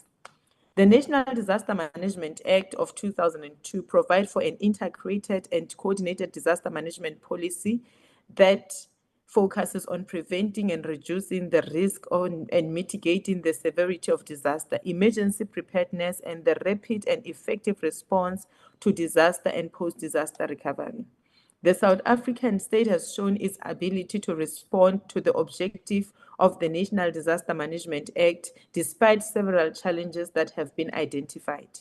Previously, floods and other disasters have also served as a learning process for our country to improve our systems. The 2002 floods disaster in KwaZulu-Natal and Eastern Cape and Northwest have provided lessons to rapid response to disasters by improving the development of temporary houses and to provide shelters and restore the basic services timelessly. The floods have also provided a lesson to strengthen the implementation of a district development model, as a disaster requires the collaboration of different institutions of the national, provincial, and local government level. Throughout the development of effective early warning system, we must improve the response of citizens who need the knowledge of a disaster. Honorable Chairperson, the private sector also have a responsibility to play an important role and should develop systems to protect their workers and economic interests which are critical economic development. Climate change impacts the agricultural sector and threatens water and food security. The ANC believes that we need to continue to develop innovative measures to strengthen disaster response capacity and disaster preparedness. It is only when the whole of society plays a role in knowing the actions which are required to protect their lives and to ensure they develop their human settlement in a disaster-prone area. As a nation, we boast of a competitive science community which has responded to the most complex disaster with multiple innovations. It is also our defense force which has contributed to saving lives and restoring infrastructure through the Sizwe Bridge program, which restores mobility mostly in underdeveloped areas impacted by floods. As we transform our spatial planning development, we need to ensure that new human settlements are developed using climate change resilience and materials and designs. The maintenance of existing infrastructure, such as bridges and water drainage systems, are good for reducing the risk of floods. The government has increased its focus on allocation of disaster grants. We believe that today's debate must result in more ideas to improve our capabilities as a nation and also serve as a public awareness of the progress of government in taking measures to protect the people and develop our country. I thank you, Chair. Thank you, Honorable Direko. I will now recognize Honorable Chi Taiboch. Honorable House Chair, I will be taking the debate on behalf of Honorable Taiboch. Continue, Honorable Reddy. On behalf of the MK Party, I stand before you today with a message that must be heard. This government has failed you, and they have done so when you needed them the most. Imagine your home being destroyed by a flood, the water sweeping away everything that you hold dear. You wait for help, for rescue teams, but no one comes. Days go by and still no assistance. This was not a fable. This was the tragic reality for thousands of families in KwaZulu-Natal last year. Who was there to help them? Not this government, but their own communities. Ordinary people stepping up while the government stood by and watched. Let me make one thing clear. Disaster management was once a priority in this country. Under the leadership of President Jacob Zuma, our people came first. When disaster struck, there was action, there was care. Communities weren't left to fend for themselves because President Zuma's government understood that the lives and well-being of South Africans must always come before anything else.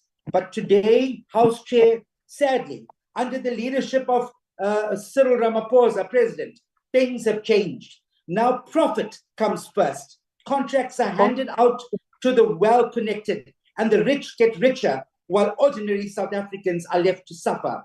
Disaster response has become a business opportunity for the elite, while the people who are supposed to be protected are forgotten. When the fires ravaged the Western Cape, when the dam collapsed in Jagersfontein, when drought-crippled municipalities like Umkanye-Kude, where was the Ramaphosa government? Nowhere to be found. They talk about recovery plans, about funds being allocated, but where is that money? Where are the resources that were promised to rebuild disaster management systems? The truth is, these funds are lost in the pockets of the few, while South Africans are left to pick up the pieces. The MK Party will not stand for this. We demand accountability. Where is the 1 billion rand that was promised to rebuild KZN after the floods? Why is it that under President Zuma, when disasters happened, our people were taken care of, but under President Ramaphosa, they are left abandoned? The MK Party is here to fight for the people of this country, for the people who are being failed by this GNU government. We are calling for a national disaster fund that is transparent, accountable, and available when you need it, not after lives have been lost. We are calling for disaster management teams in every municipality that are fully trained, properly resourced, and ready to act immediately, not to profit, but to save lives.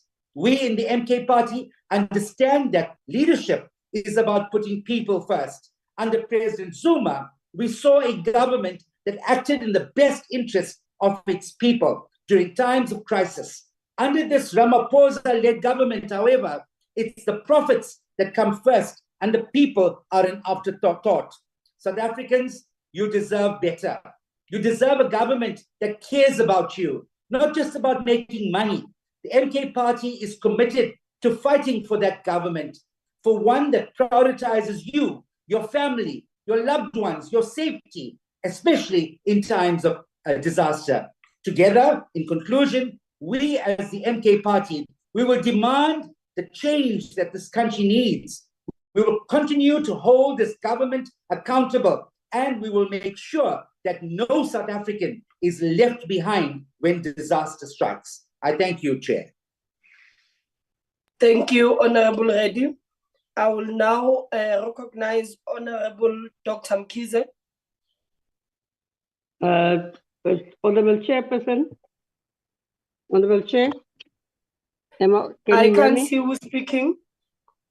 I've got challenges with my Gareth Chair, but I will just switch on the video and then switch it off if you allow it. I will take the... Yes, please, can you switch it on while you are addressing us? You can switch it off when you start, yes. Okay. Okay. Thank you, Chairperson. I will take the video on behalf of Honorable Mchize. Oh, you are taking over the slot. Yes, yes, Chair. Okay, continue then, Honorable Member. Can I switch off? Thank you very much, Honorable Chairperson. Yes, we can switch off, ma'am. Okay. Thank you very much, Honorable Chairperson.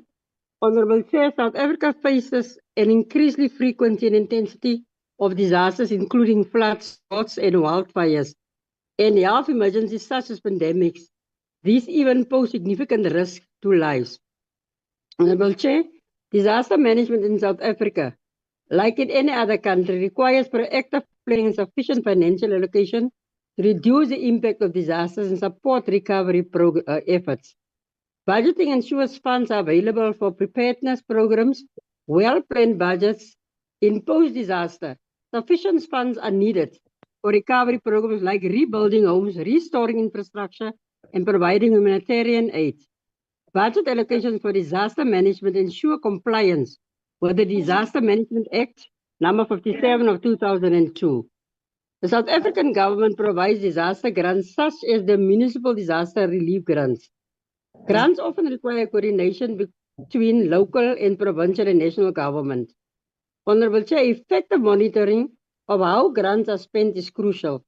Grants can only be used for capacity building measures, enhancing local government's ability to manage disasters effectively. The DDM is integrated one planned approach launched by South African government. The DDM encourages collaboration and pooling of resources, ensuring that no single level of government is overwhelmed during disasters. By working closely with communities, local governments under the DDM can identify risk early. The DDM also helps streamline disaster recovery services by bringing together multiple stakeholders. The integration of disaster management into the integrated development plan at the district and local levels ensure the disaster. Sorry, Chair. Investing in technologies like Honorable Mkhaliphi, can you please mute? Thank you, Chair. Sorry, Honorable Member, please continue. Thank you. The South African Intergovernmental Relations Framework Act number 13 of 2005 emphasizes cooperation between government levels. SASRIA plays a crucial role in ensuring against extraordinary risks such as riots, strikes, and civil commotion. The July 2021 unrest in South Africa, particularly in KZN and Gauteng, brought SASRIA capacity and impact into sharp focus. SASRIA has a strong capacity to handle disaster claims in South Africa, driven by its financial reserves, operational and government support. Right to location and manage disaster-related claims effectively. However, challenges related to processing times and increasing risk factors may require ongoing adjustments to strategies and resources. Their recommendations strengthen institutional capacity. The government should enhance the capacity of local municipalities by providing technical training, resources, and financial support. Integrated disaster risk management, disaster resilience should be mainstreamed into urban planning, infrastructure development, and environmental conservation strategies. Public-private partnerships responding to disasters in South Africa, public and private sectors have been met with significant challenges. These gaps illustrate the need for a more integrated, resource-efficient, and resilient approach to disaster management in both the public and private sectors in South Africa. On the community engagement, empowering communities through education and access to resources is essential for building grassroots resilience. The government should support initiatives that promote local risk assessments and community-driven disaster management strategies. On the last point, climate adaptation, South Africa must continue to invest in climate adaptation measures. And Chair, in conclusion, building disaster resilience and response capacity in South Africa requires a multifaceted approach that involves the state, the private sector, and civil society. Effective disaster management will protect lives, secure livelihoods, reduce economic losses, and prepare the country for the challenges posed by climate change. Prioritizing disaster resilience is essential to fostering sustainable development and ensuring the safety and well-being of all South Africans. I thank you, Honorable Chairperson.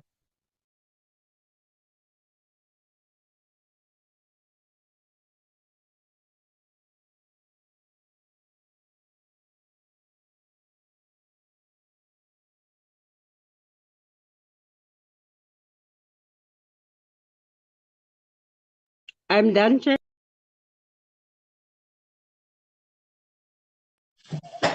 Thank you, Honorable Bartlett.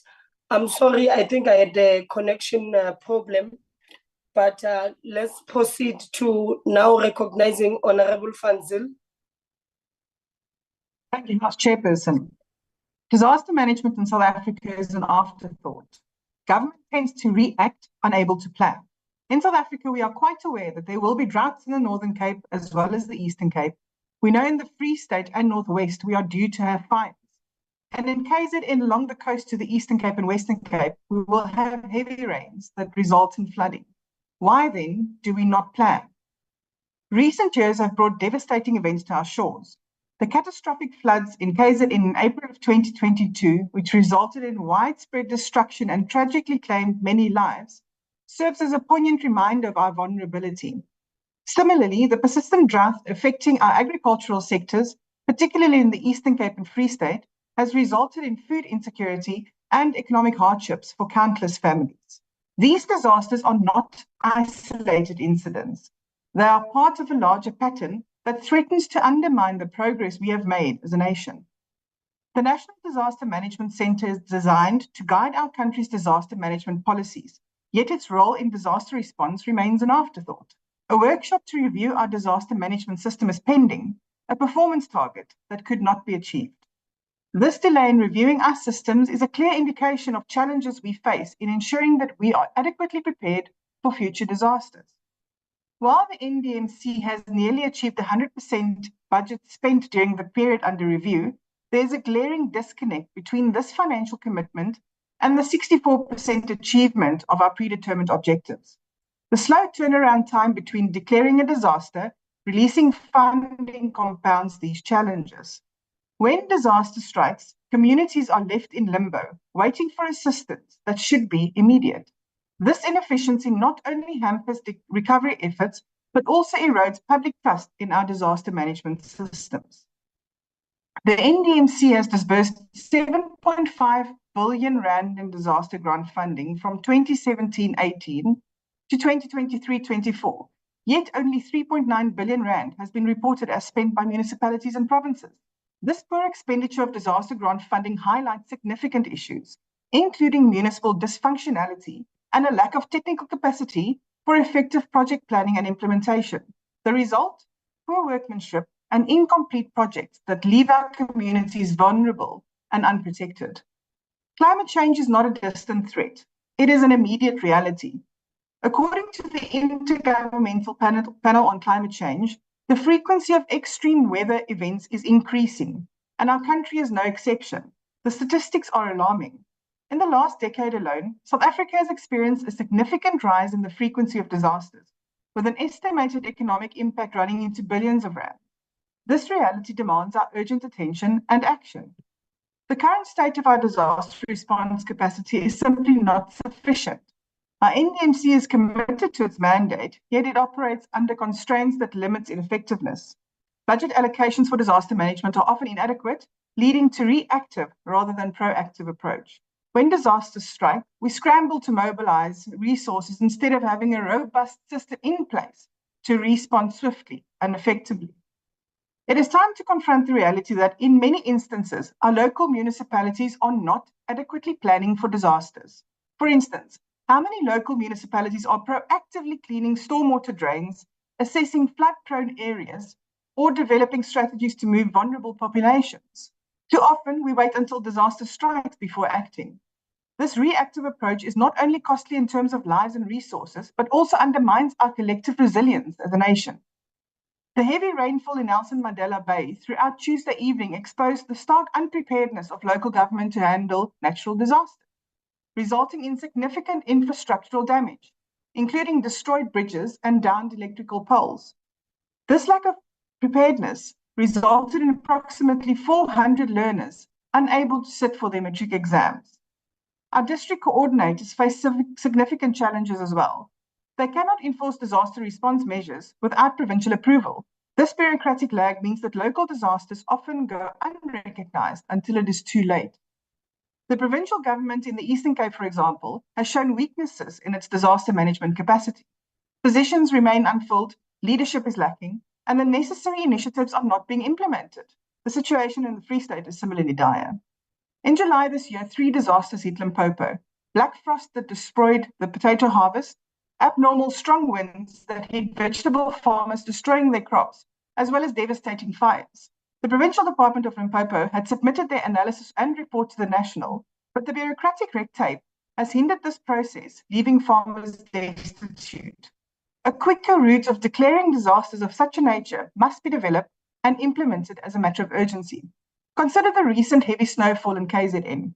Are our provinces prepared for such weather events? I fear the answer is no. Traffic authorities often respond too late, closing roads only after they are blocked. Why do we not have snowplows ready to mitigate these situations? It is essential that we equip our schools with disaster preparedness and climate change education. In the past, children learned protocols for emergencies, such as bomb threats. Why are we not teaching our students how to react in the event of flood, fire, or tornado?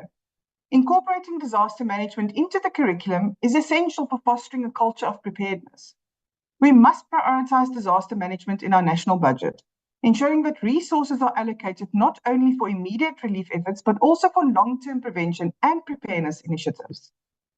This could include the establishment of a dedicated disaster response fund that can provide the financial stability needed for rapid response. Moreover, we must invest in capacity building at all levels of government. Our first responders, who often risk their lives to protect others, need better training and resources. Local authorities should be equipped with the tools and knowledge to respond effectively to disasters in their communities. This requires a commitment to ongoing education and training, ensuring that our employees are prepared to handle the evolving nature of disasters. In conclusion, we must take a firm stance on disaster preparedness and response in South Africa. We have the knowledge and resources to improve our systems, but we must act decisively. It is time for our municipalities to enforce bylaws and adequately maintain infrastructure. It is time for our provinces to lead with strength and clarity. We must prioritize disaster planning at all levels and ensure that every citizen is educated and prepared for the challenges ahead. Thank you. Thank you, Honorable Member. I will now recognize Honorable Mkalipi. Thank you very much, House Chair. House Chair, the world is warming faster than at any point in recorded history. This government must face this reality and prioritize the issue by establishing well-functioning disaster management centers in all municipalities. Resourceful disaster management centers must be responsive to any kind of disaster, and this will be achieved under a government that is well capacitated and has a caring posture towards the poorest of the poor. A caring government must take immediate, collective, and sustained action to avoid losing more lives during disasters. Poor planning by the government has always impacted to poor people, as we saw last week when the floods at eThekwini and Gqeberha took place unexpectedly, leaving people homeless again after previous episodes caused by floods. The 2022 eThekwini floods were considered the most catastrophic natural disaster in KwaZulu-Natal's history, with 459 people losing their lives and 88 reported missing. Over 4,000 homes were destroyed, leaving 40,000 people homeless. What was the government's intervention in this painful situation, House Chair? Nothing, except wasting money on undignified temporal units, which were not given to all affected people. Parliament formed an ad hoc committee under the pretext of ensuring that affected people will be assisted by monitoring the implementation by the government. Unfortunately, the majority of the poorest of the poor affected by this disaster are still waiting for the government intervention. The ad hoc committee reported back to Parliament, but their recommendations are gathering dust in the Speaker's office. In fact, having this debate today without accounting for the previous traumatic experience caused by disasters is nothing but undermining of the people's intelligence. If reopens old wood and is highest form of disrespect to the people is this debate. During 2022 floods, people were made to compile a list of 300 names of those who lost their homes in Ward 53, eMaudi, eThekwini, and submitted it to the National Disaster Management Center, raising high expectations on pure popon. After that, not even a single person in the area was helped. Presentations after presentations were made about inflated TRUs, but they would never reach the people of eMaudi under eThekwini. The sad part is that the office does not even know what happened to the list, and no one was held accountable. It's just ended like that. Nonhlanhla Mazeka lost 2 members of her family during the floods. Her daughter Amahle Mazeka, a 15-year-old student from Amandletu Secondary School, and her husband. Amahle is still missing today, and there is no hope that she will be found.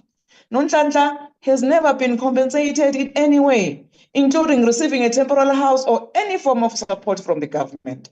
She can't even claim insurance because her child has not been found or buried. She had to endure the pain alone, deal with her own way. Another example, House Chair, is Ntombenhle Nkosi from Ward 57, a grade 9 student who had been missing since 2022. Her parents last saw her when she left in the morning for school. Has anyone from government visited the family to at least provide a closing report to the family? No one. The question is, why did the president declare national state of disaster under the Disaster Management Act? One of the reasons was that an intensive response was expected immediately after the declaration of the national state of disaster. Was there any intensive response from any department? Big no, except being told that the government was still looking for land to build and implement any form of assistance, none of which is materialized. Not a single department took responsibility, and not a single minister was held accountable. In Engcobo, in the Eastern Cape, in the Dr. A.B. Xuma Municipality House Chair, a list of poor people was submitted to the municipality. However, about 759 beneficiaries were removed from the housing database by the mayor, claiming they could not be found. We call for these people to be reinstated immediately because that is the lie from the mayor. In conclusion, House Chair, this debate must resolve to provide the National Disaster Center with budget and capacity to all municipalities in order to have an effective disaster centers that can respond with necessary support to people every time there's disaster. The current reliance on disaster grants delay prompt response when disaster occur. Without budget and capacity, the government will continue to fail in their time of need. Without resolution to have a dedicated budget, this debate will have a waste of time. I thank you, House Chair. Thank you, Honorable Mkhaliphi. I will now recognize Honorable Hadebe. Thank you, Honorable House Chairperson. The issue of disaster response capacity and funding in South Africa is dire and requires urgent attention. We are witnessing an increase in natural disasters such as floods, droughts, and wildfires, exacerbated by climate change. An example would be the devastating floods in KwaZulu-Natal in 2022, which caused extensive damage and highlighted the shortcomings of our disaster response systems. Emergency services were overwhelmed, leading to delayed responses that exacerbated the crisis. Despite the growing need for effective disaster response mechanism, funding allocated to disaster management remains alarmingly low. Low levels of funding is insufficient to support comprehensive disaster response and recovery efforts. As a result, emergency services often lack the necessary resources, training, and equipment to respond effectively to disasters. Investing in disaster response capacity not only protects lives, but also strengthens our community's resilience. When emergency services are overwhelmed or unable to respond on time, vulnerable populations are at greater risk. This particularly concerns low-income communities that may lack the resources to prepare for and recover from the disasters. Many regions, particularly underserved and rural areas, lack the necessary infrastructure to support disaster response efforts. The government needs to identify and integrate the needs of vulnerable groups into emergency system, providing training, guidance, and assistance to ensure inclusivity in disaster management.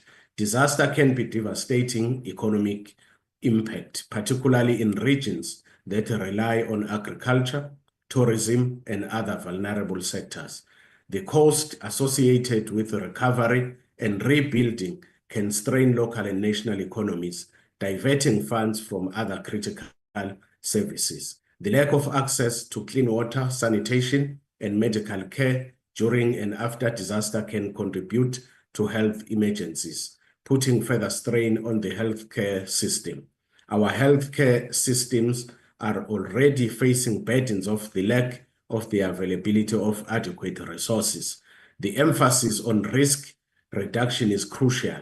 By prioritizing this, we can move beyond reactive measures to a more proactive stance, which is essential for minimizing the impact of disasters on our communities. Prevention is always better than cure. Investing in risk reduction strategies will save lives and reduce costs in the long run. The proposed strengthening of financial and logistics management is vital. Effective resource allocation ensures that funds reach the areas that need them most. Enhancing partnership with various agencies will streamline operations and build community resilience. It will be crucial to include traditional leadership, to improve collaboration with traditional leaders, educate agencies about cultural settings, and enhance efficiency in emergency management, thereby addressing the lack of a structured approach in these areas. Minister Hlabisa's review of South Africa's disaster management system is a necessary and timely response to the increasing threats posed by climate change and other disasters. By emphasizing risk reduction, enhancing financial management, and fostering collaboration, we can create a resilient system that prioritizes the needs of all South Africans. The commitment to mainstream disaster management into government planning is a significant step forward. It is our fundamental responsibility to actively serve the people of South Africa by addressing the unique challenges faced by our citizens and investing in sustainable solutions. We can foster an environment that honors the nation's risk tapestry and ensure that all voices are heard. I thank you, Honorable Chairperson. Thank you, Honorable Hadebe. I will now recognize PA. There is no member that has been put on the list. I'm not sure if there's anyone from PA. PA. Okay, we'll pass. Let me recognize Honorable Vessels. Thank you, House Chairperson. House Chair, disaster management is currently mostly reactionary. It should also entail prevention and rapid steps to mitigate the extent of loss and damage.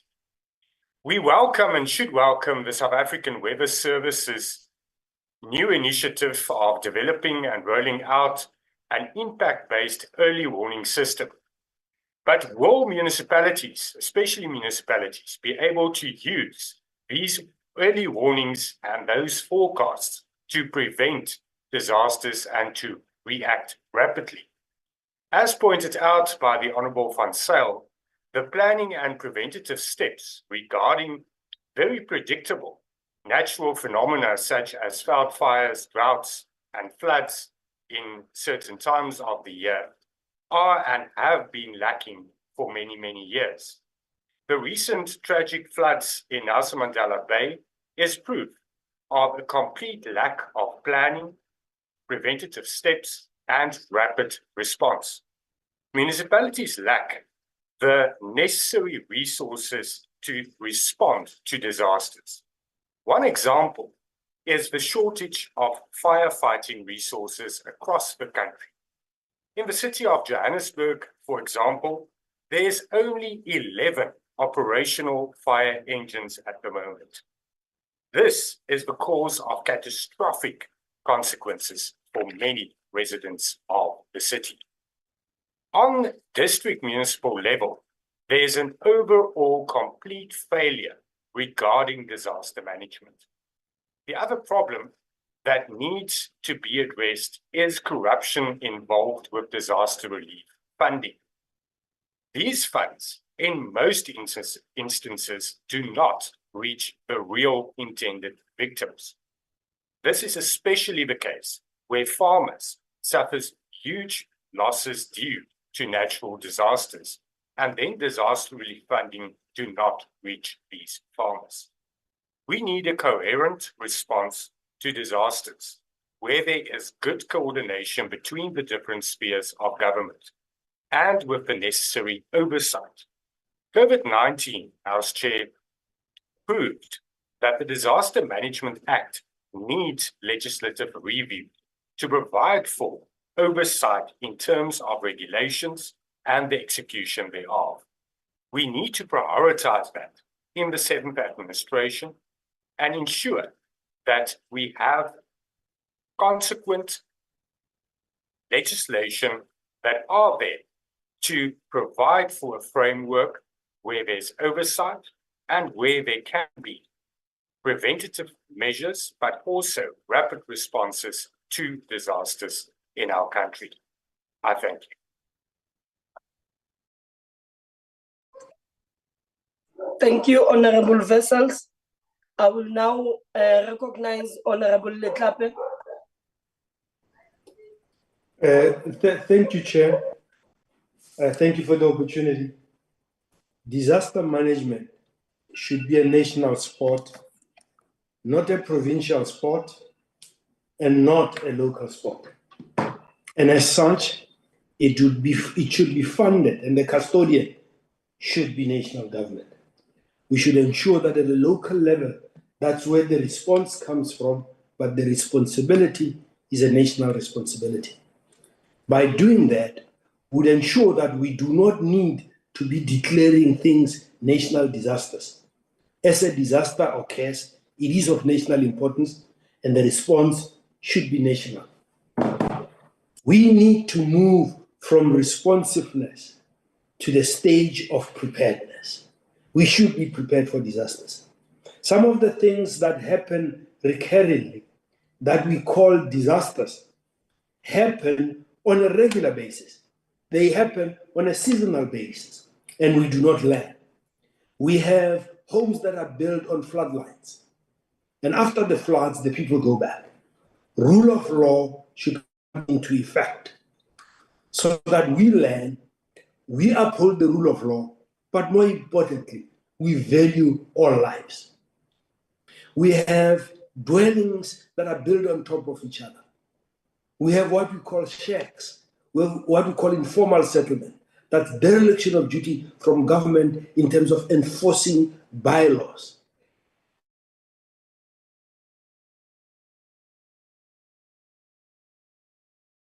Townships that comply with the laws of the country. That is why it needs to be a national response. We need accountability for man-made disasters. Just for thing, the dam that collapsed, you still have lives that have not been repaired. We need a national government that takes responsibility. We need to be prepared. If you look at COVID, it was not a local response. It was a national response. We need to ensure that it is adequately resourced. We need to ensure that the ability for the local to respond is inspected and passed by national, so that those at a local level have been resourced and are able to respond to disasters. This business of crying every time when the major problem is a lack of leadership from parliament, from government, from all spheres of government. We need to take responsibility when something occurs twice and we will be the second time round. This is not about reacting. We have to be proactive. There has to be consequence management. When we set the standards for what a response team should be able to do at a local level, it needs to be adequately resourced.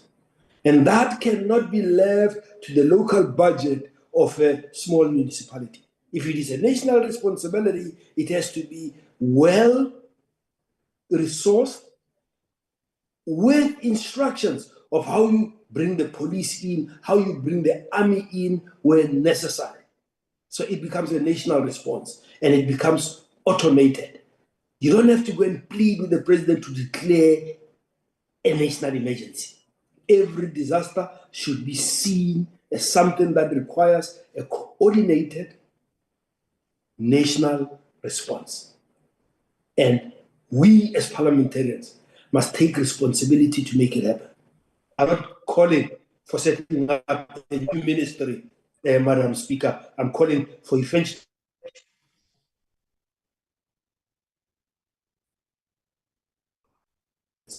Thank you, Madam. Honorable Letlape, oh, thank you. I will now recognize a member from UDM.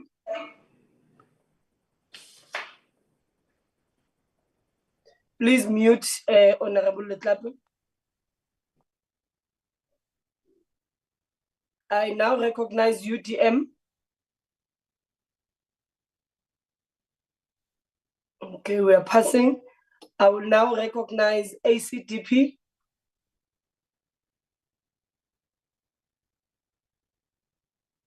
A member from ACDP.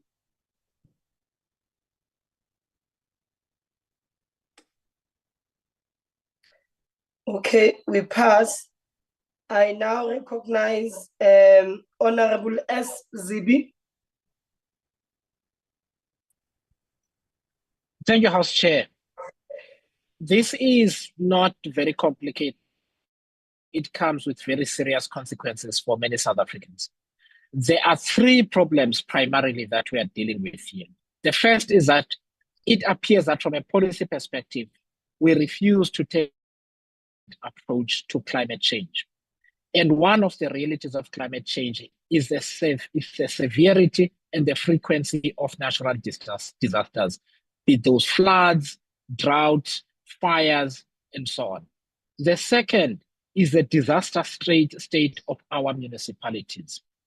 Every home is in a municipality. If our municipalities are not equipped to deal with all the service delivery and other challenges that come with that responsibility, we will continue to rely on national government for responses that in many instances are regionalized and localized. And the third problem is that there are other areas of policy intervention, such as the insurance industry, where if we accept the severity of climate change, we recognize the additional cost that comes with the consequences of climate change, and we fortify both local and national authorities, as well as other state institutions accordingly. In our view as Rise Mzansi, what needs to happen is the following. The first is that we need to ensure that there are funds ring-fenced in the contingency reserve fund, which must not be less than 10 billion rand per annum, to make sure that we can support local and regional authorities in times of disaster. The second thing that we need to do is we need to make sure that in the equitable share allocation for local municipalities, and in terms of setting minimum standards for disaster responses and readiness at local level, we may some of those funds are to beef up the capacity of local and regional or provincial authorities to respond to disasters. The third is that what we are doing is we keep fixing infrastructure and using the old standard, all infrastructure, homes, buildings, roads, bridges to be destroyed year after year by the same natural disasters. It is time that we do a thorough review of building and related standards and infrastructure building standards to make sure that they are robust enough to withstand the most of climate change. I disagree with some of the members who say this must always be a national response. The South African national government cannot be everywhere all the time. We have to fortify local and provincial authorities to respond to disasters and to be proactively ready to respond whenever they happen. I thank you, House Chair. Thank you, Honorable Zibi. I now recognize Bosa, a member from Bosa. Okay, we are passing. A member from ATM. ATM. We are passing. I now recognize P. Ndamase.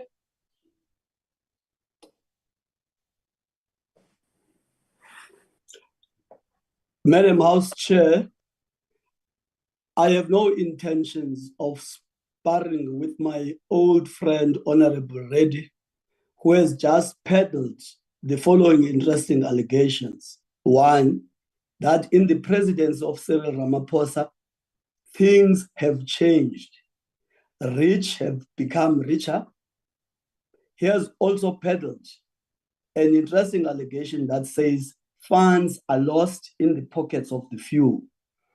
I agree with him.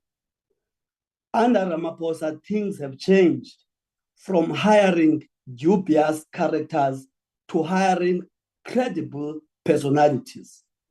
Before Zuma, I did not take banning Klemeza seriously. I did not know Khomotso Patlane and a host of other dubious characters that were recruited into our own system. I can go on and on and on. Lastly, during Zuma years, funds were directed in the pockets of Abdul as well as Rajesh Gupta. I would go on and on, Honorable House Chair, but let me go back to what I was intending to do here. Today, I am reminded of the French President Emmanuel Macron when he counsels the peoples of the world, I quote, by polluting the oceans, not mitigating carbon dioxide emissions, and destroying our biodiversity, we are killing our planet. Let us face it. There is no planet B. Close quote. Here we are, honorable members, today to drive home. Chair, I've raised my hand. There Chair, is no I've raised my planet hand. B. Chair, There is no planet B. Honorable Ndamase. Yes, there's a point Honorable of House Chair. order. There's a point of order. Can we then entertain the point? Who's a member that is speaking? The member speaking, it's Honorable David Kosana. Kosana. Oh, yes. Yes. Yes, Honorable I want to say to you, Chair, the Honorable Member Ndamase is, I don't even want to say is casting aspersions. In fact, is in the president of Umkhonto weSizwe Party. For him to say that he gave some particular, like this narrative which is pushed by the Stratcom media is unacceptable. He didn't say the party, he's talking about a person and is unparliamentary. And indeed, if he's getting heated under the collar, for him to insult a person who's not even here is unacceptable, because I can do the same. For you to say a dubious person, you might yourself be dubious too. And I can address you here on the platform if need be. So, Chair, please protect us. Honorable Kosana, that is not a valid point of order, because so former I President can go on Zuma as well. is not a serving is not a serving member of parliament, so that does not apply. It's a point of debate. I can do that Thank too. you very much. Continue, Honorable. No, Honorable Skosana, you are out of order. Honorable Skosana, you are out of order, and I've ruled on this matter. It's fine, Chair. I'll come back. I'm going to mention people who are not here. Watch the space. Honorable Ndamase, please continue. Honorable Thank you very Ndamase. much. Thank you very much, Madam House Chair. Let me go back to quoting what President Emmanuel Macron said.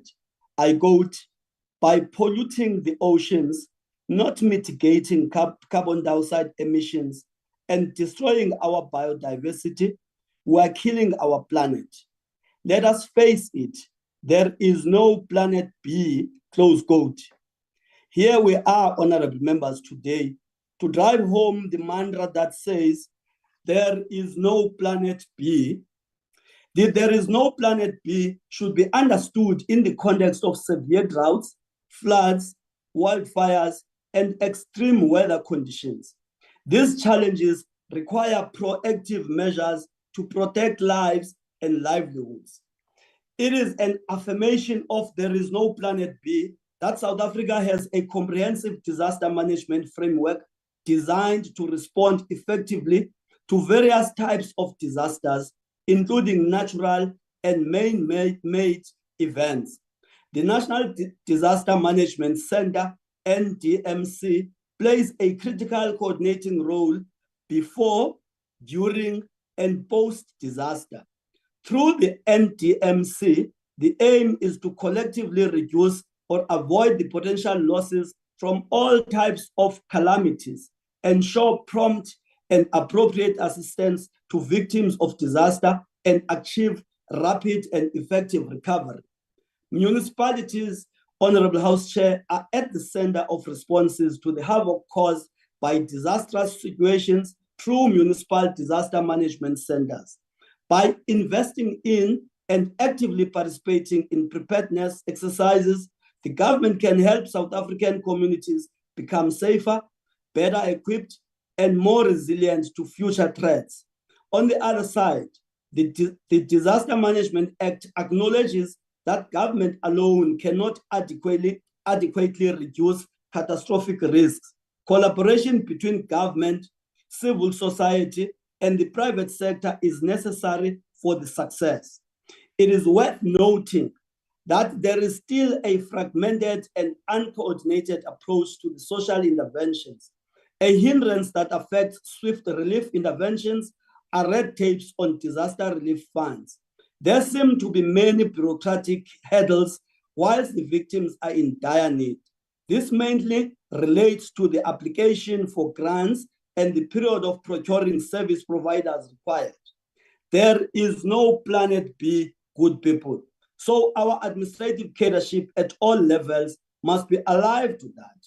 As I sit down, I would like to remind all and sundry about the Italian poet of the 13th century, Durante degli Alighieri, who was commonly known as Dante, who once opined in one of his longest poems, Divine Comedy, as follows, I quote, "The hottest places in hell are reserved for those who, in times of great moral crisis, maintain their neutrality," close quote. Wake up, everybody, take a side, as the ANC is preaching the gospel of there is no planet B. Thank you very much.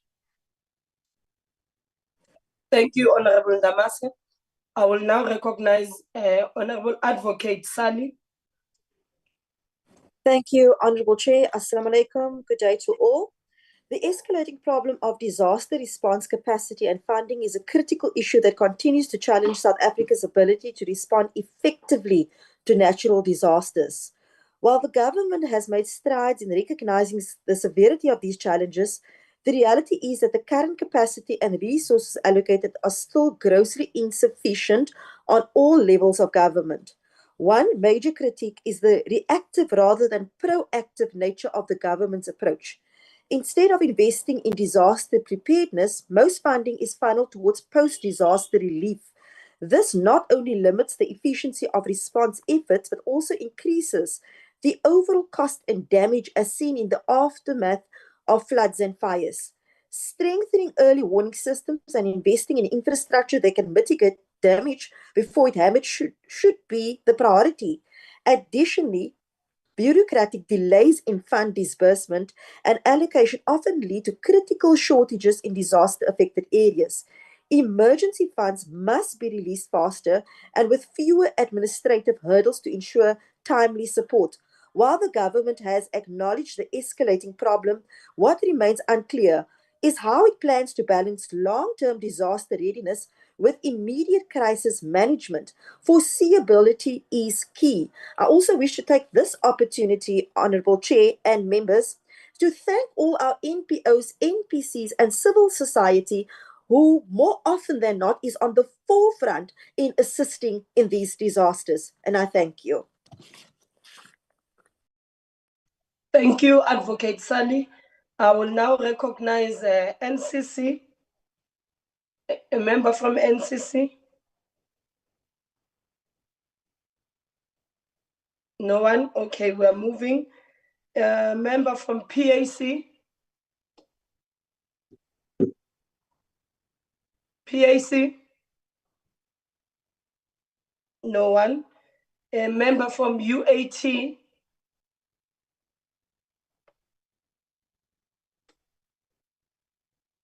Honorable Skosana, your hand is up. Thank you, Madam Chair.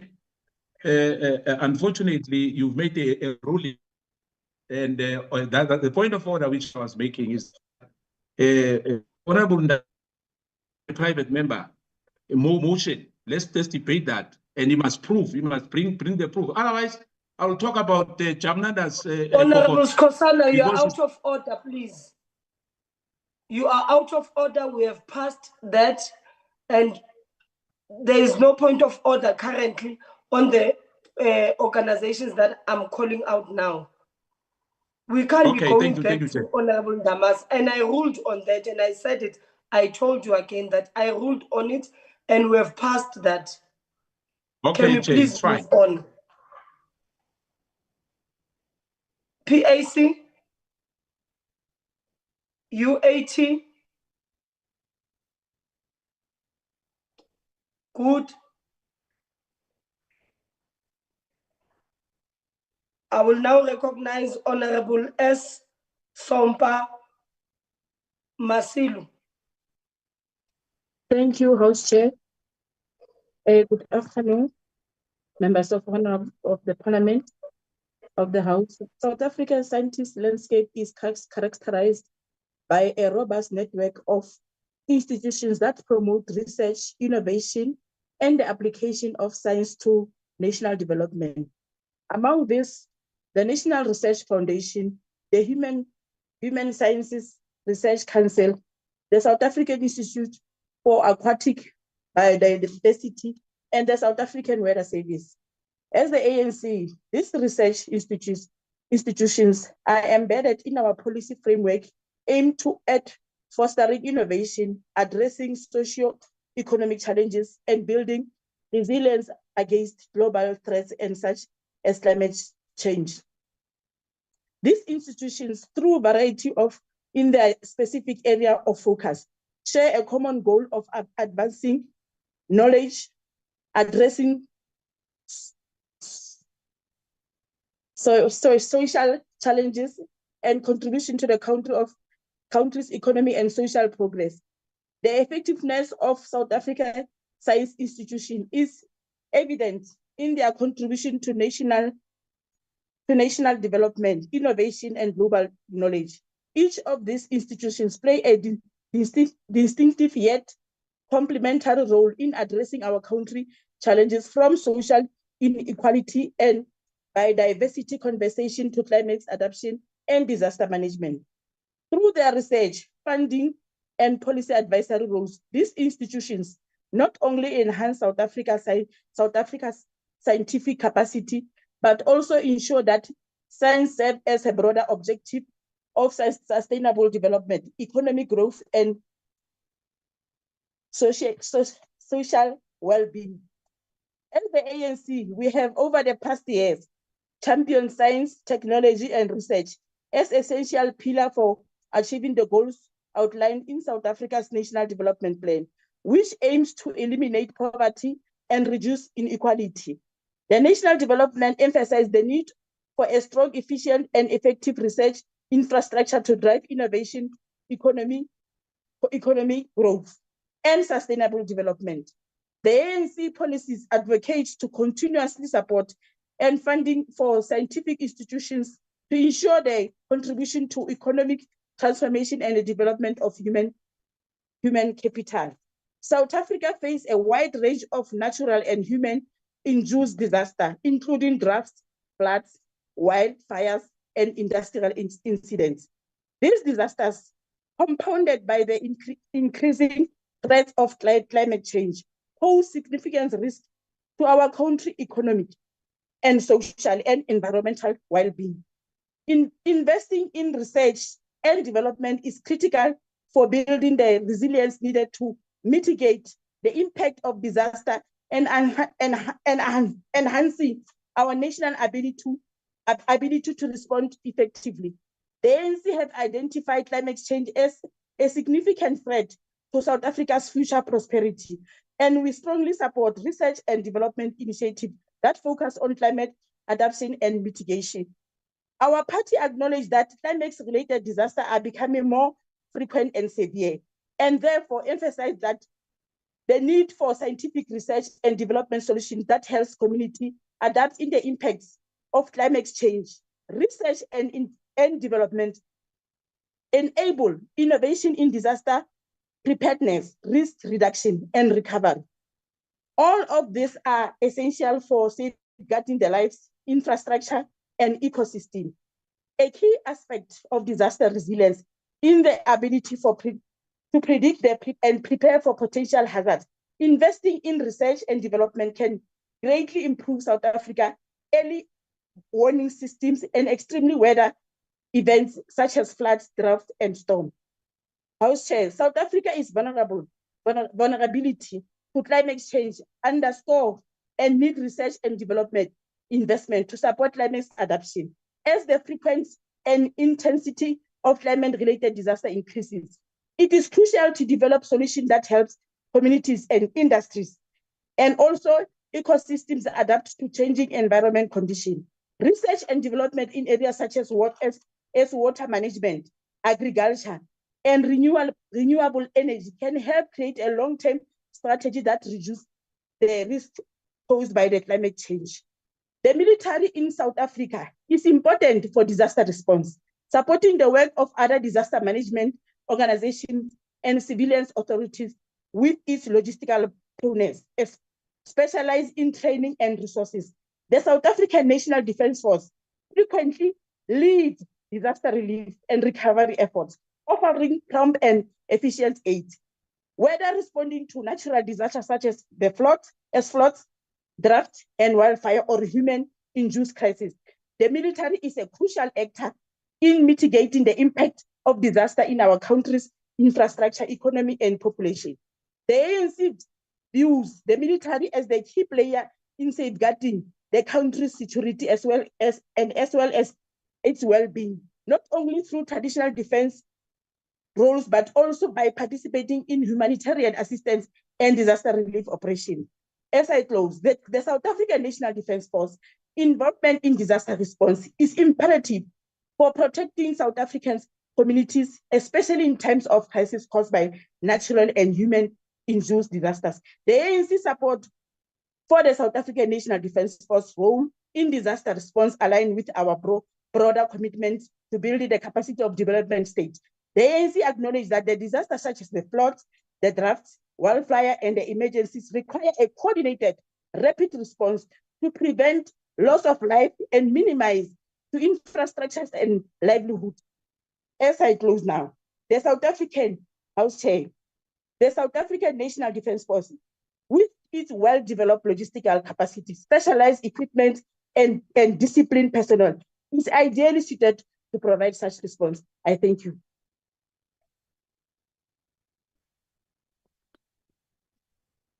Thank you, Honorable Member. I will now recognize Honorable Labas Chan. I'm not sure if I'm pronouncing your last name correctly, but my apologies if it's inappropriate. That's Honorable fine. Member. It's fine, Chair. It's Labuskachni. I know it's difficult. Oh, Labuskachni, yeah.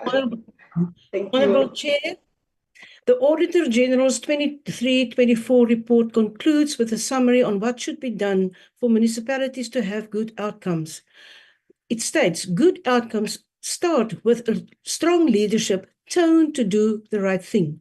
When we apply this motto to disaster management, it should result in investing in disaster risk reduction, or DRR, to comply to the Sendai framework for disaster reduction. Disaster management planning is seen as the cornerstone of disaster reduction and should be done in line with DRR principles, which is prevention, mitigation, and preparedness. To accomplish this, the focus should be on action-based resilience planning to strengthen local capacity and focusing on a better understanding of the needs, strengths, diversity, and vulnerability within communities.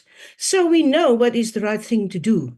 We know we are prone to disasters associated with climate change and severe weather patterns such as droughts, flooding, fires, and strong winds, not excluding other kinds of disaster. The question is, are we doing the right thing? To be able to do the right thing, we need a few basic elements. We need capable and financial well-functioning and managed municipalities. We need capable and skilled human resources. We need funding for prevention, mitigation, and repair or construction. Strong leadership in cooperation and collaboration.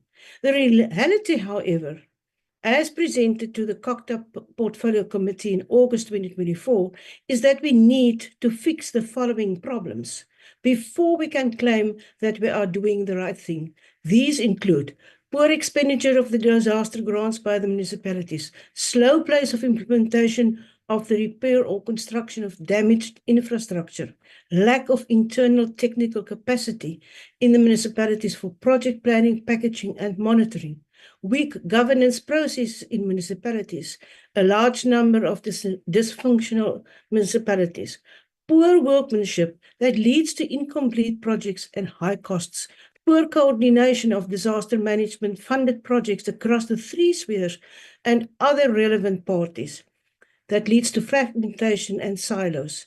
Only 116 out of the 252 municipalities submitted their disaster management plans to the National Disaster Management Center. A significant observation of the COCTA Portfolio Committee after orientation presentations, oversight visits, and the annual report session is that, I quote, the lack of dedicated budgets within municipalities and departments to fund post-disaster recovery and the long turnaround time between the declaration of the disaster and the release of funding render the country's disaster management system defective and inadequately equipped to serve its intended purpose. Close quote. So how and where do we fix this? Let me start with a bit of history on one of the main issues. Honourable Chair, back in 2015, the Disaster Management Amendment Act 16 was passed by the Fifth Parliament. The Act addressed quite a few important issues, such as planning on all spheres of government and the inclusion of role players like the Defence Force, to mention only two. The biggest flaw of that act was that the pleas to not keep the disaster management budget centralised on national level were either whitewashed with political jargon or totally ignored. The Western Cape was the only province in the NCOP that did not support the Act, as it was evident from disaster experiences that a centralized disaster management budget would not enable provinces and all municipalities to effectively address and manage disasters timeously and effectively. One can seldom predict the future in politics. As here I find myself today taking part in a debate sponsored by the ANC in the Government of Unity, addressing the same issues. The Democratic Alliance once again calls for a dedicated budget for disaster management, preferably ring-fenced on provincial level, for quicker release, more effective implementation and monitoring. Furthermore, we propose and will cooperate to enable the professionalization of local government officials in the extending of the Public Service Commission's mandate to include local government to address technical capacity and weak governance processes and cadre deployment. An urgent legislative review to strengthen effective support and interventions in dysfunctional municipalities, as well as to stabilize political leadership in municipalities. Diversifying and broadening the skill set of frontline and rescue workers to enhance their effectiveness. For example, there can be a national team being able to support all provinces. The Minister of COCTA must initiate and ensure a memorandum of understanding between the National Disaster Management Centre and all 9 provinces, including other role players, to address fragmentation, coordination, and effectiveness. The Western Cape's existing memorandum of understanding between the province and all municipalities in the province could serve as a best practice model in cooperation and timeously rebuilding and construction. Lastly, Honourable Chair, I want to recognize and appreciate all frontline workers associated with disasters who dedicate their lives to enable us to be safe. We salute you. Dankie, I thank you. Thank you, Honourable Member. I will now call our last speaker for this debate to close off the debate. Honourable Direko, you saved 2 minutes when you opened the debate, and now you were allocated 6 plus that 2 minutes, which means you have 8 minutes in total to close off. You are recognized. Thank you, Chair. Chair, what becomes a cause of concern is honorable members who tend to politicize disaster just to promote and praise their own leaders that they worship more than God. Hence, I remember the words of a wise man who once said, "A gun is no more dangerous than a cricket bat in the hands of a madman." This is my observation from Honorable Reddy's speech while he was praising his master. For your information, Honorable Member. Order, Madam Speaker, Acting Speaker. Order.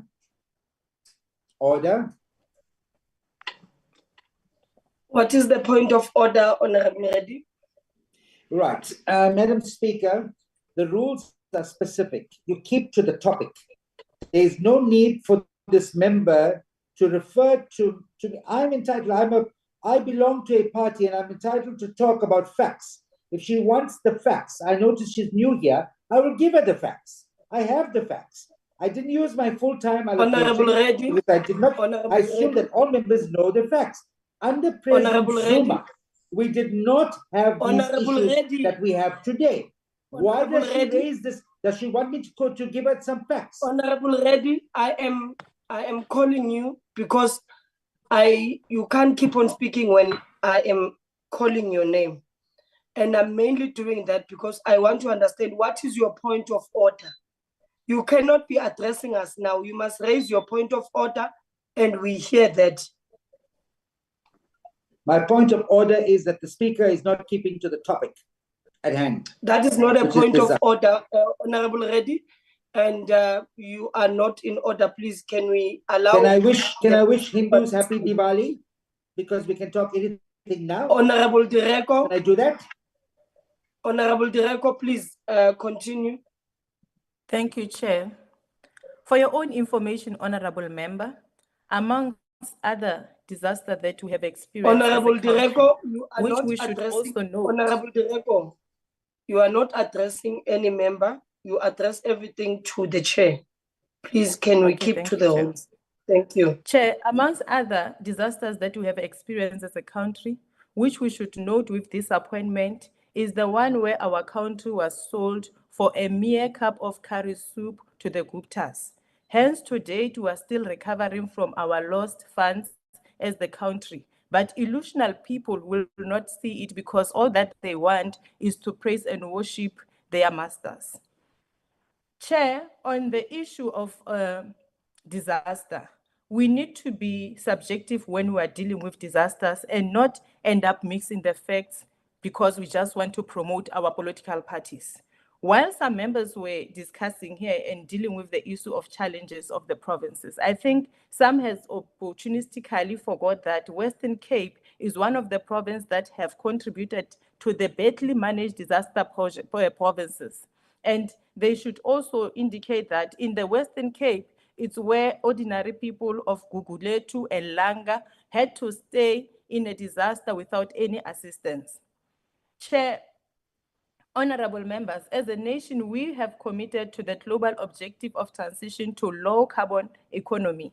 In the sixth parliament, the ANC ensured that we have a climate change legislation that was enacted. The Climate Change Act enables the development of an effective climate change response and long-term just transition to low carbon and climate resilient economy to our society.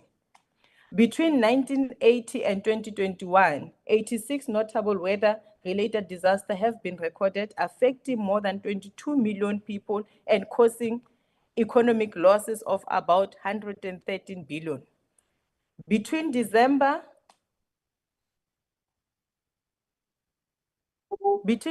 2023 and February 2024, a 3-month period, KZN was devastated by floods, which resulted in 1,711 houses in all districts affected, 969 total destroyed houses, 1,698 partially destroyed houses, 214 homeless families, and 8,506 people affected. A total number of 67 fatalities were experienced, with 8 missing people and 98 people injured, with the total estimated cost of damages to 9.2 billion. Other provinces also suffered similar fate. This is a reality that we have lived with as a nation. As we plan and implement various mitigation and adaptation strategies to tackle climate change, we should recognize the achievement of our government in terms of working together and aligning our objective with other partners who assisted during the disaster. We have also taken measures as a nation to strengthen our disaster response capacity. The 2024 budget prioritized 1.4 billion of the Municipal Disaster Recovery Grant to fund the repair and reconstruction of municipal infrastructure damaged by the floods that occurred in 2023, particularly Eastern Cape, KwaZulu-Natal, Mpumalanga, and Limpopo. We believe that all provincial disaster management centers and municipal disaster management centers, joint operation centers working with communities, must be equipped to respond to early warnings, alert for the preparedness and information decision-making. In areas disrupted by disaster, we have restored bridges as the ANC-led government during the 6th administration. We have also made progress in restoring access to basic services such as water and sanitations. Schools and health facilities impacted have been restored and welcomed the approach of government to ensure that disaster funds must have a real-time process by the Auditor General to ensure that there is a prudent use of public funds. We recognize that we need to do more as a nation, and we thank non-government organizations and religious organizations, civil societies, and business communities who always join hands with the government to respond to the impact of disaster by providing much-needed social relief, such as clothes, food, shelter, and other donations. We have experienced this in KZN. We also experienced this in Gauteng. It is in the spirit and commitment of the people of South Africa which empowers us to overcome all difficulties. We also recognize that the commitment towards the low carbon economy requires our scientific community and business sector to invest in a disaster resilient technology and infrastructure. As a country, we must take the lead in producing solutions and products which meets our sustainable goal objectives. In closing, Chair, I also want to agree with the Honorable Mokalipi that when we were dealing with disaster, we did experience challenges. where some of the families did not receive assistance in time. However, a lot has been done in terms of addressing the disaster, as myself and her were part of the ad hoc committee which was established by Parliament to assist. And in that disaster, there were lessons that we have learned as government, whereby we have agreed that in terms of disaster, there is a serious need for our government to ensure that there is a full support of the disaster management component, where we will have a sustainable and realistic budget to assist in terms of the disaster. We also encourage government that we must also have cut the red tapes that will also not assist in speeding the process of assisting the victims of the disaster. I thank you, Chair. Thank you very much, Honorable Direko. And thank you to all honorable members who participated in the debate. That was the last speaker for the debate. And that concludes the debate and the business of this virtual mini-plenary session, and the mini-plenary will now rise. Thank you, honorable members.